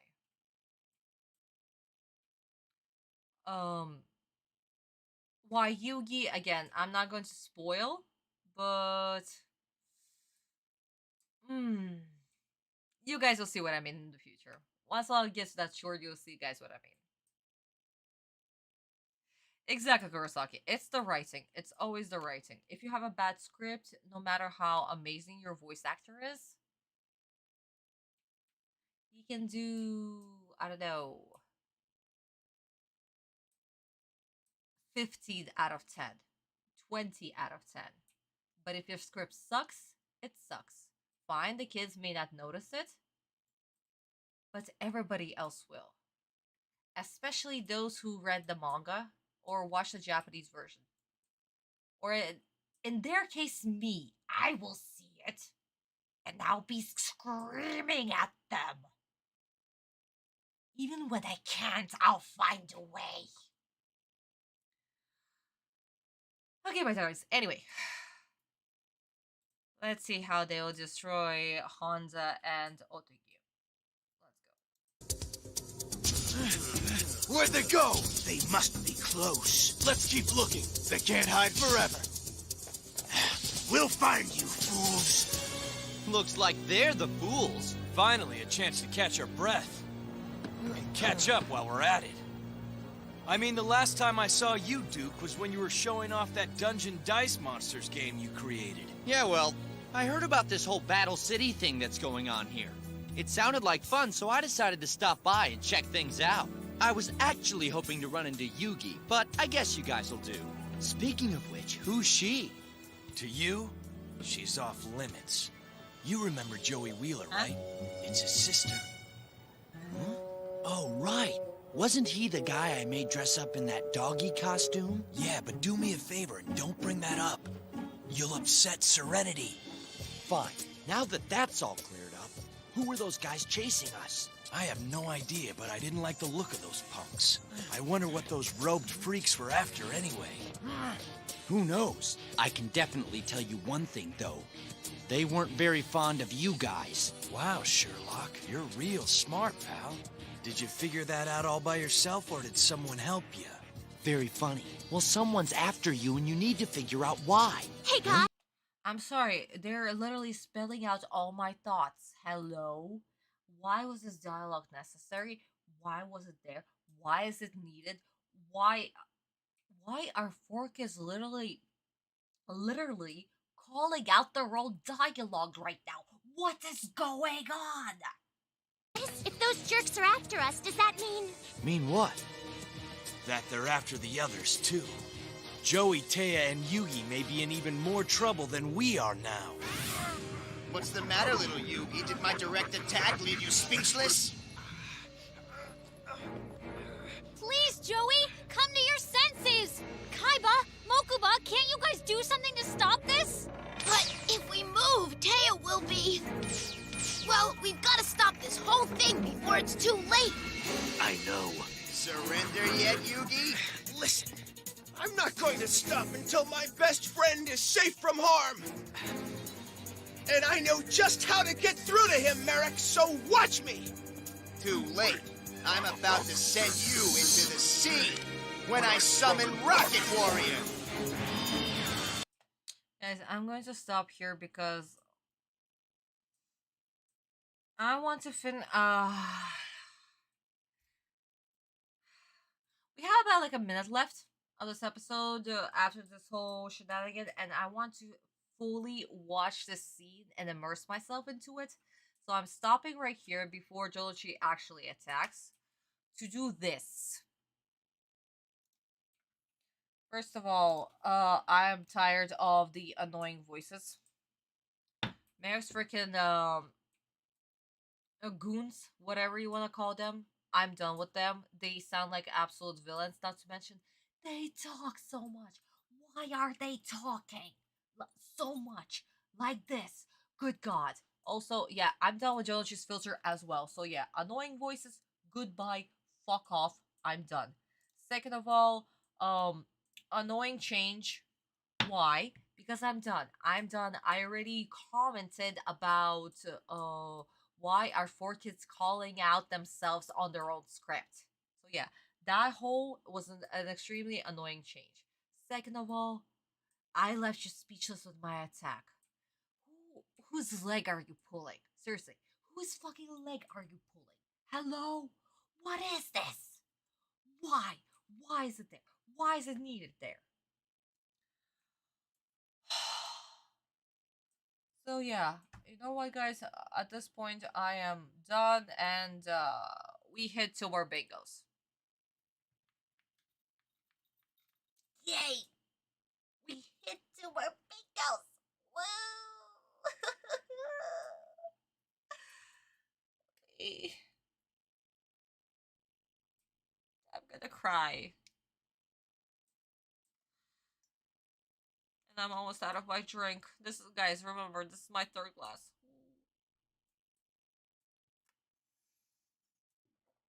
Yeah, guys, we are so freaking close to getting this card filled, but every single time something is stopping us.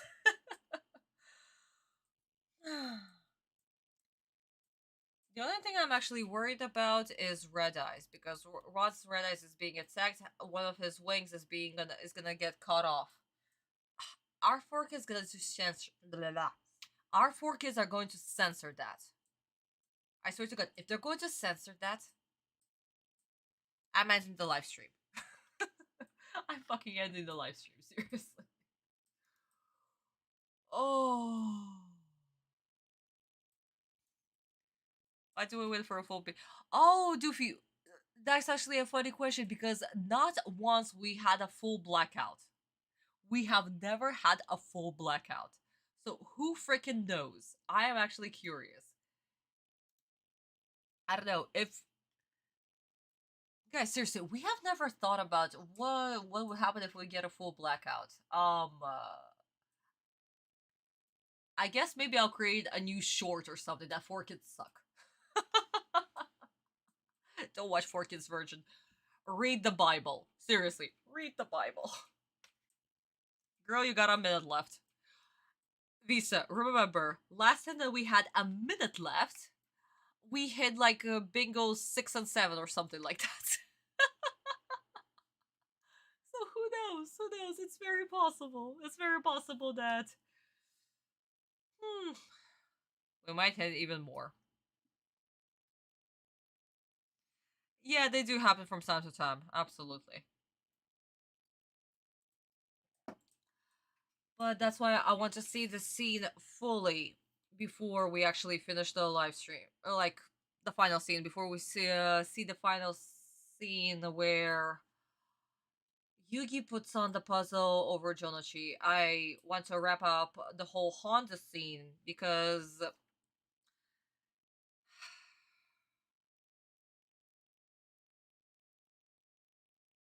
yeah, you know what, guys? We'll need to discuss it in the manga a little bit because they're already showing so much in the animated version, and in the manga is just a tad bit later. So it's best that we actually discuss it where it stands in the manga between what's happening with Honda, Otogi, and Shizuka. So we're going to jump a little bit ahead and then get back to Jounouchi and Yuugi. Okay? So let's actually do that. So let's watch this in Japanese and discuss the manga. こっちにはいない。くそ、逃げ足の速い奴らだ。探せ、手を挙げして探すぞ。なんとか巻いたみたいだな。もうしばらく隠れてようぜ。いやー、助かったぜ、おとぎ。あれ、そういや確かお前ダンジョンダイスモンスターズが認められてアメリカに行ってたんじゃ。ああ、ちょっと用事があって日本に帰ってきたんだ。そしたらバトルシティって大会があるって聞いてね。また遊戯君に会えるかもって来てみたらこの騒ぎさ。一体どうなってるんだ。ちょっとあの子城之内の妹で静香ちゃんって言うんだ。え、嘘だろ。城之内君にあんな可愛い妹がいたなんて。静香ちゃんには聞かせたくねえんだ。分かったよ。でさっきのやつら何なんだい。なんで本田君たちを。あいつらグールズってチンピラ野郎どもだ。デュエリストからレアカードを奪う窃盗団まがいの連中だ。ああ、レアハンターとかいう連中だね。噂は僕も聞いたことあるよ。遊戯はそいつらに狙われてるらしいんだ。けど俺たち捕まえてどうしようってんだかがわかんねえ。レアカードなんて1枚も持ってねえぜ。お兄ちゃんが危険な目に遭ってるんですか。それは違うとは言い切れねえ。俺たちまで襲われたとなるときっとアンズや城之内も。ほらほら。 Wait a second. There's actually continue. I cannot English anymore. Oh my god. Guys, as we remember, Otogi went to Pegasus to fully establish his contract in the anime version, guys. In the animated version, to fully finalize the contract with Pegasus. So that's why he went to America, and we're continuing on from here, and that's why he's in Japan. Wow, that makes sense. But in the 4Kids version, oh yeah, everybody is in America apparently, and Otogi decided to randomly show up in his hometown for Battle City. Yay! So yeah, no, that did not make sense. Explaining who the ghouls are for Otogi to catch up with the speed. Wow, that makes sense. Shizuka being worried for her brother. Wow, that makes sense. Honda putting two and two together and realizing that maybe they're after their Honda. No. Jounouchi, Anzu, and Yuugi probably. Yeah, that makes sense. Honda is not stupid. What did 4Kids do? None of it. None of the things that I just listed none of the things that I listed just now. None of it. Yay. Second. どうした。おねんねするにはまだ早いぜ。お願い、もうやめて城之内。海馬くんも木馬くんも黙って見てないで早くやめさせてよ。だってそんなことしたらアンズが、あいつがあのスイッチを押したらコンテナがアンズの上に。ゲスが。僕はやっぱり君のライフポイントをゼロにすることはできないよ。だから一つだけ僕のお願いを聞いてほしいんだ。黙れ。俺のターンはまだ終わっちゃいねえぜ。ロケット戦士召喚。 Stopping right here because otherwise we're just going to finish the scene.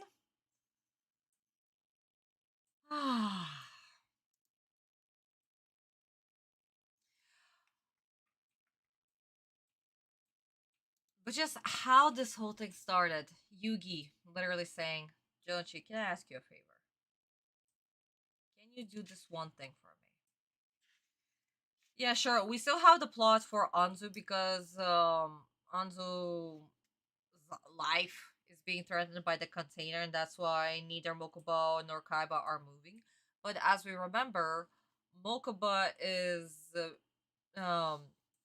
being apprehended by the ghouls. That's why Kaiba is not moving, and Anzu still has the poisonous capsule in her mouth, so she's basically not talking. So there you go. But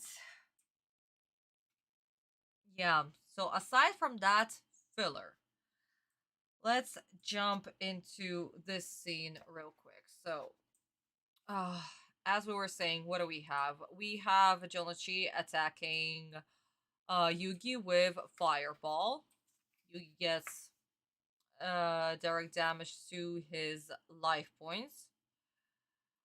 And MARIK is, of course, being happy, like, yeah, no, destroy the vessel, kill him, torture him. Perfect. That's fine. You'll make the Pharaoh come out. So Yuugi, of course, hits the ground. Kaiba reacts, and as we can see, Mokuba is still being apprehended. And Kaiba realizes that if this goes on, then Yuugi will die. And Yuugi slowly tries to get up. Jounouchi, small, tiny reaction. Oh, it's okay, honey. Hello, hello, hello. Welcome, welcome, welcome, sweetheart. It's okay. And here we finally are. There we go. So, as we remember, Honda, Shizuka, and Otagi were at the train. They were getting lunch. And this is where they are. They finally got to Domino City. We have Shizuka reminiscing about her being in the city where she was with her brother. We finally get this flashback scene. Okay, there we go. We get this flashback scene that we had in the previous episode. Then we have Otagi and Honda basically bickering who will be able to basically give Shizuka piggyback ride. So they decide to do it with rock, paper, scissors. Yeah. And just guys, from this little scene right here, we have the whole plot of Otagi and Honda fighting over Shizuka. This scene right here, that's it. In the manga, that wasn't a thing. All they did was fight over the piggyback ride.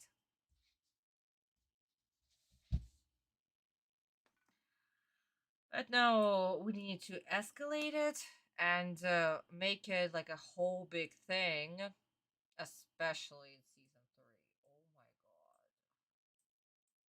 But yeah, so that was the only scene where the two were actually fighting over Shizuka. That's it. So, whoever wins gets to give Shizuka a piggyback ride. So, of course, Honda wins, but he hears a particular laugh. And Honda's like, I think this laugh sounds very, very familiar. And, of course, Otaki changes to Rock, and Honda calls him out on, you cheated. And Honda goes to where the laugh comes from, and he recognizes it. And the person who laughed is, of course, our beloved Mai. And we're going to talk about Mai. Once in the animated version, we'll get to her. Once we'll get to her. But that's going to be in the next episode. So we will come back to her. So guys, what happens next? We are back to with Jounouchi and Yuugi. Yuugi slowly getting up. Jounouchi watches how you basically gets up. We have a tiny little dialogue right here. Was it funny to you when you saw? No, David, it wasn't funny at all. Actually, when this episode actually took, when I watched the 4Kids version of that episode, I was screaming bloody murder because 4Kids thought it was funny that Jounouchi was being humiliated. I was pissed at this whole thing. So, David, if you want to go back and see my reaction, you can watch that live stream. But no, I was pissed. I was beyond pissed. I was so angry. I almost, I don't know, broke a table. So, Yuugi is asking Jounouchi, can I have a favor? Can you do this one last thing for me? And Jounouchi summons his rocket warrior. What happens after this? We're going to see very, very soon. So.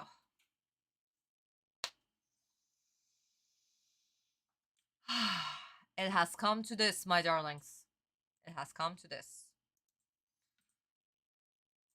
How much will 4Kids fuck up the last minute of this episode? If it's going to be absolutely atrocious, Vista, take away 5 kids. I'm not even kidding. You can take it away judging from my own emotions.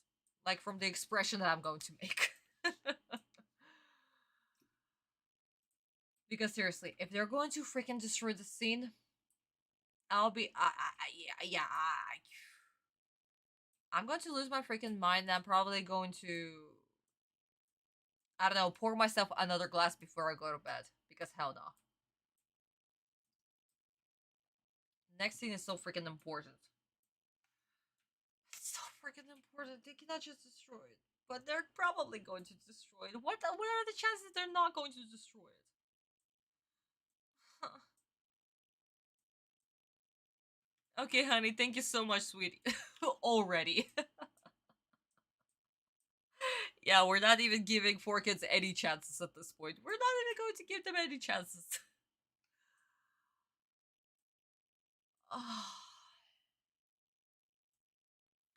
Okay, guys. Let's go. Let's see what 4Kids are gonna do. 3, 2, 1. Any monster struck by Rocket Warrior loses 500 attack points for the duration of the turn. Wait, Joey! I know! You can hear me! And then I'll play attrition! I know you remember! Think, Joey! I said you're too late, you fool! Rocket Warrior, attack now! In its invincible mode, it will weaken your red eyes while remaining unharmed!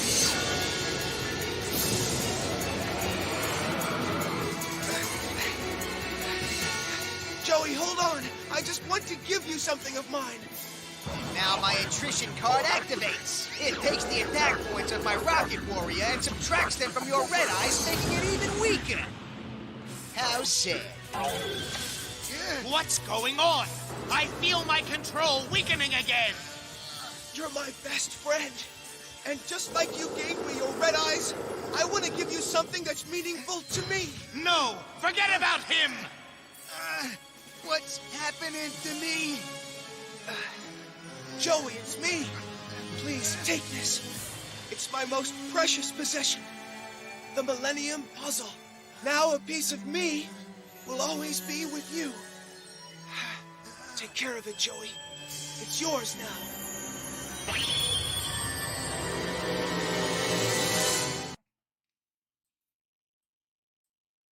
Wow, we immediately switched to the next episode. Fuck off.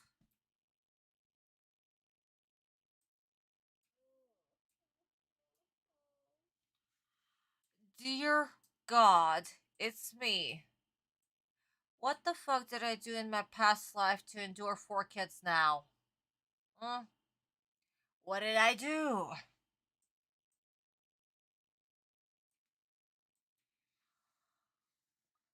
Oh.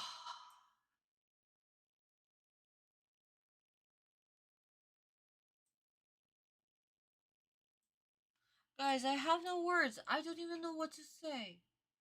I really don't know what to say in this moment right now. I'm lost for words. I'm absolutely lost for fucking words. I'm just wow. It didn't even want to leave the full screen. Amazing.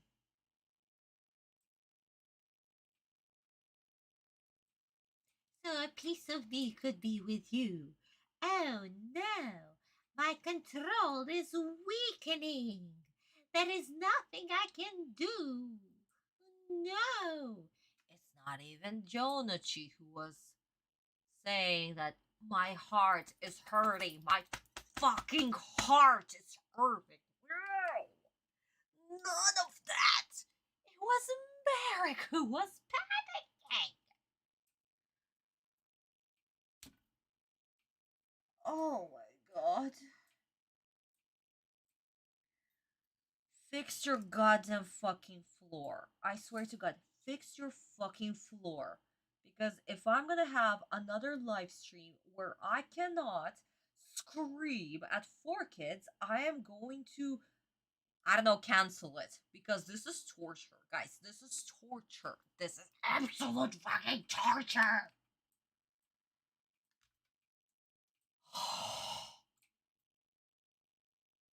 Unbelievable. You know what? Okay, guys, I'm not gonna stall anymore. Just watch this. Just see how it was supposed to be done, okay?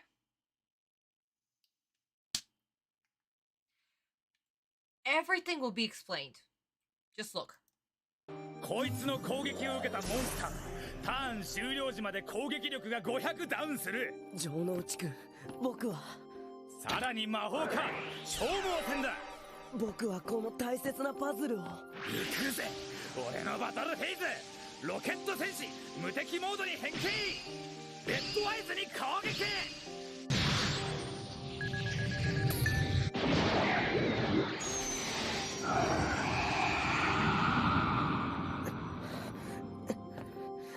千年パズルを海なんかに沈ませたくないんだ。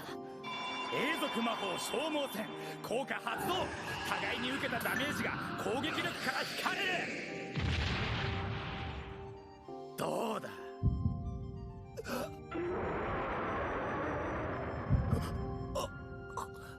だからその時は君に。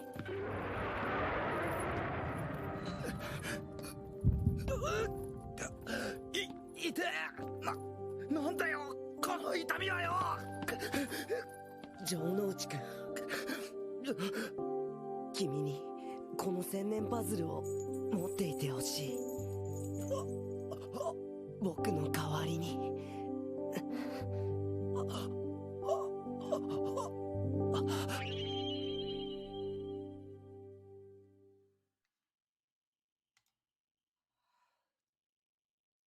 Guys, I don't know what to say. I don't even know what to say, how to comment on this. Oh my god.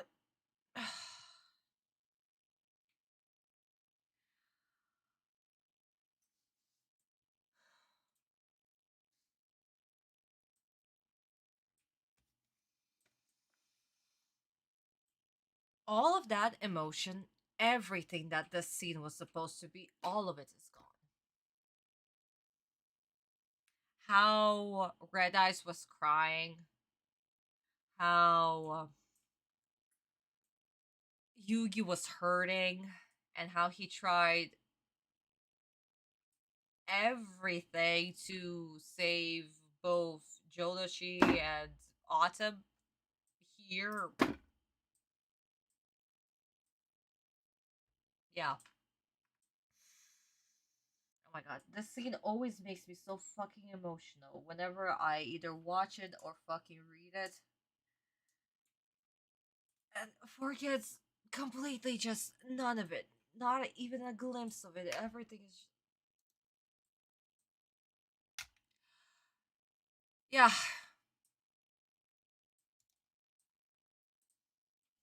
I don't even... Guys, I cannot even express myself with words anymore. At this point, I'm just so fucking done. I'm so fucking done with 4 Kids. How can you fucking destroy the scene so freaking much, huh? How? How can you obliterate the feeling, the emotion, the thought, everything that went into this?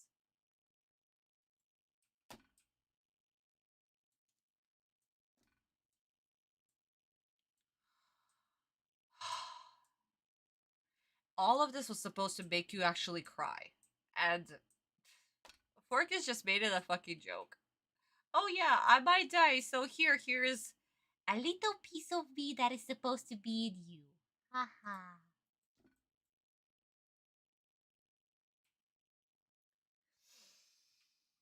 Oh my god. Okay.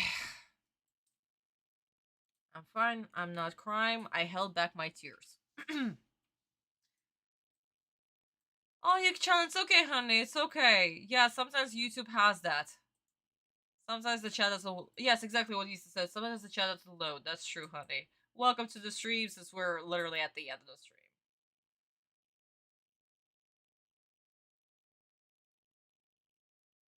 Hey, honey. Hello.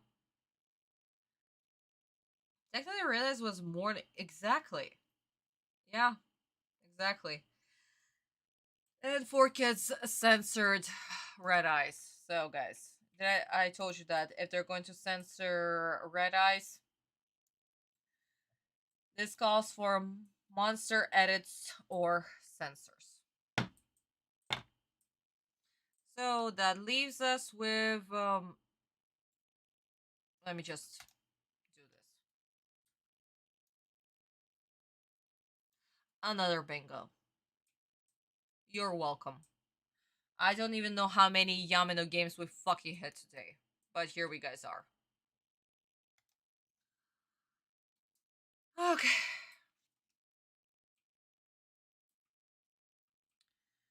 So, manga time. Let's go. Rocket Warrior is being summoned. Jounouchi actually doesn't play another card. This is part of Rocket Monster's ability right here. That he's able to lower the monster's attack points directly. So he attacks. And of course, Red Eyes suffers the damage. And bam. And Yuugi right now is doing everything to get to Jounouchi somehow. Oh, get to his other side. So, Red Eyes Black Dragon attack points drop to 900. Not like it was in the anime, 4,000. So that's another interesting thing. MARIK is absolutely gleeful about the situation. That, look what you've done. You even cut off one of the wings of Red Eyes Black Dragon. Ha ha ha. Red Eyes Black Dragon falls. Jounouchi stands there still.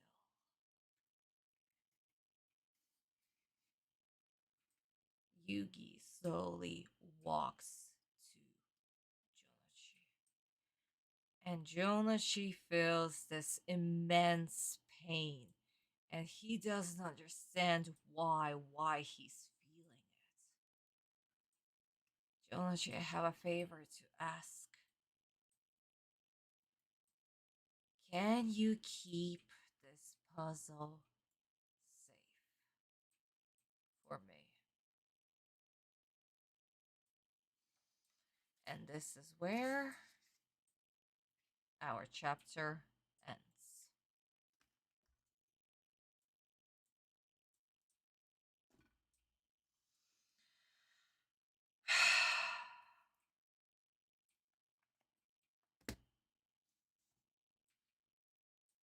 There you go, my darlings.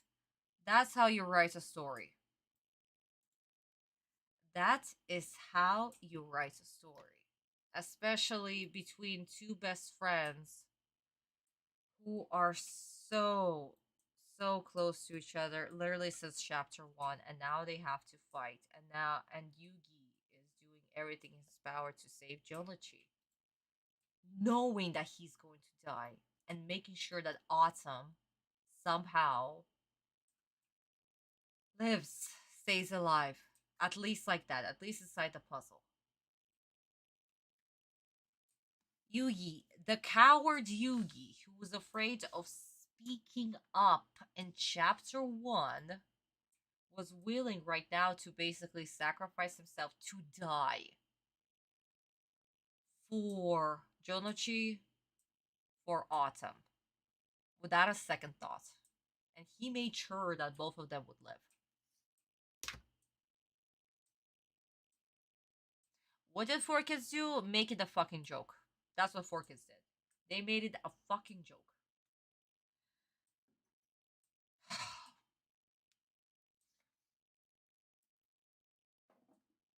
So guys, there you go.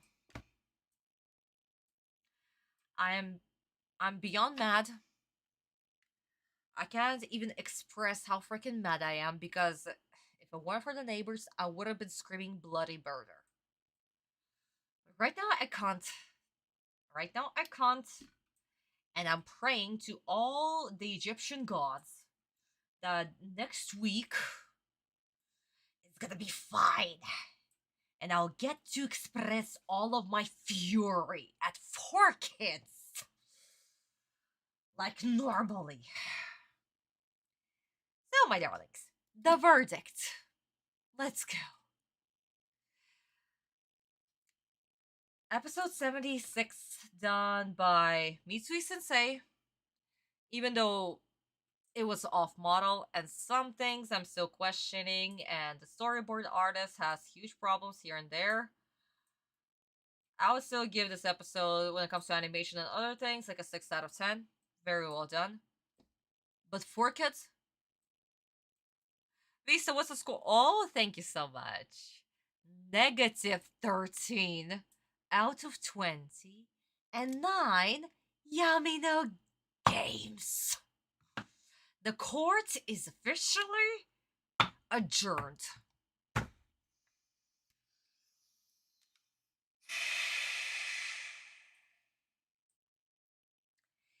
Guys, please, if you are writing your own story, it doesn't matter if you're doing, I don't know, like an original story, or if you're adding arcs to already established stories, or whatnots, do not follow in 4Kids' footsteps, ever. Please, don't do that. Do not make 4Kids mistakes. If you're localizing for, like, people that you know, for your audience and whatnots, do not make these mistakes. Please do not destroy characters like this. Each character, it doesn't matter, NPC, villain, especially main characters, they all have motivation. They all need to have something that they're fighting for. Don't do this shit, okay? Never commit this shit. I wish you all a very good evening, or a very good morning, or a very good night, wherever you are. Yes, Vista honey, this episode sucked so freaking badly that I am screaming bloody murder inside of myself. If you guys want to see a very, very, very, very, very good way of continuing Yu-Gi-Oh, please do follow me on my Boosty page right here, where you guys can actually find a person who loves the Bible so freaking much that is not willing to break the canon. Thank you. Please do follow me on my Boosty page to continue reading Yu-Gi-Oh! GTC right here. Next page will be up next week, so please jump right there, okay? I'm doing everything in my power to follow the canon, unlike 4Kids. So please, do that. Huge shout out to Nox, to Visa, to Fallen Shonen for being my Boosty subscribers, and thank you so much for Jackie for following me on my Boosty page, my new subscriber. I love you all so much. Oh, Doofy, yes. Oh, 2 seconds, honey. My Discord, honey, it's not publicly available. So, Doofy, if it's okay, I'll add you myself. I remember you shared your Discord on your page, so if I can add you, we can do that, okay? Like, my Discord is not public, it's very private, so only I can add people. So if it's okay with you, I'll add you through the link that you shared, okay? Just confirm it in the chat. Because we need to talk, there's so many collabs that we can do. Yes, and also Yuki-chan is also creating her own original manga, guys, so follow Yuki as well. Yuki, don't make mistakes that 4Kids do. Seriously. Yes, Kurosaki, the episode, it may have sucked. It definitely sucked. But thank you guys so much for once again joining me on another live stream. Oh, thank you, honey. Thank you. I got it. Thank you, Doofy. Mwah. So I'll add you right after I finish my stream, okay? Thank you, honey. But I love you also so much. Thank you so much for joining. Once again, Boosty page is available in the chat, in the description box, as well as the QR code right here. Start reading Yu-Gi-Oh! GGC to today. I love you also so much. And I'll see y'all next week for another episode of What Will 4Kids Do This Time? Have a good night. Have a good evening. I love you all. Mwah, mwah, mwah. Goodbye, my darlings. Bye-bye, my sweeties. Mwah. Bye-bye, darlings. Bye-bye. Bye-bye. Bye-bye.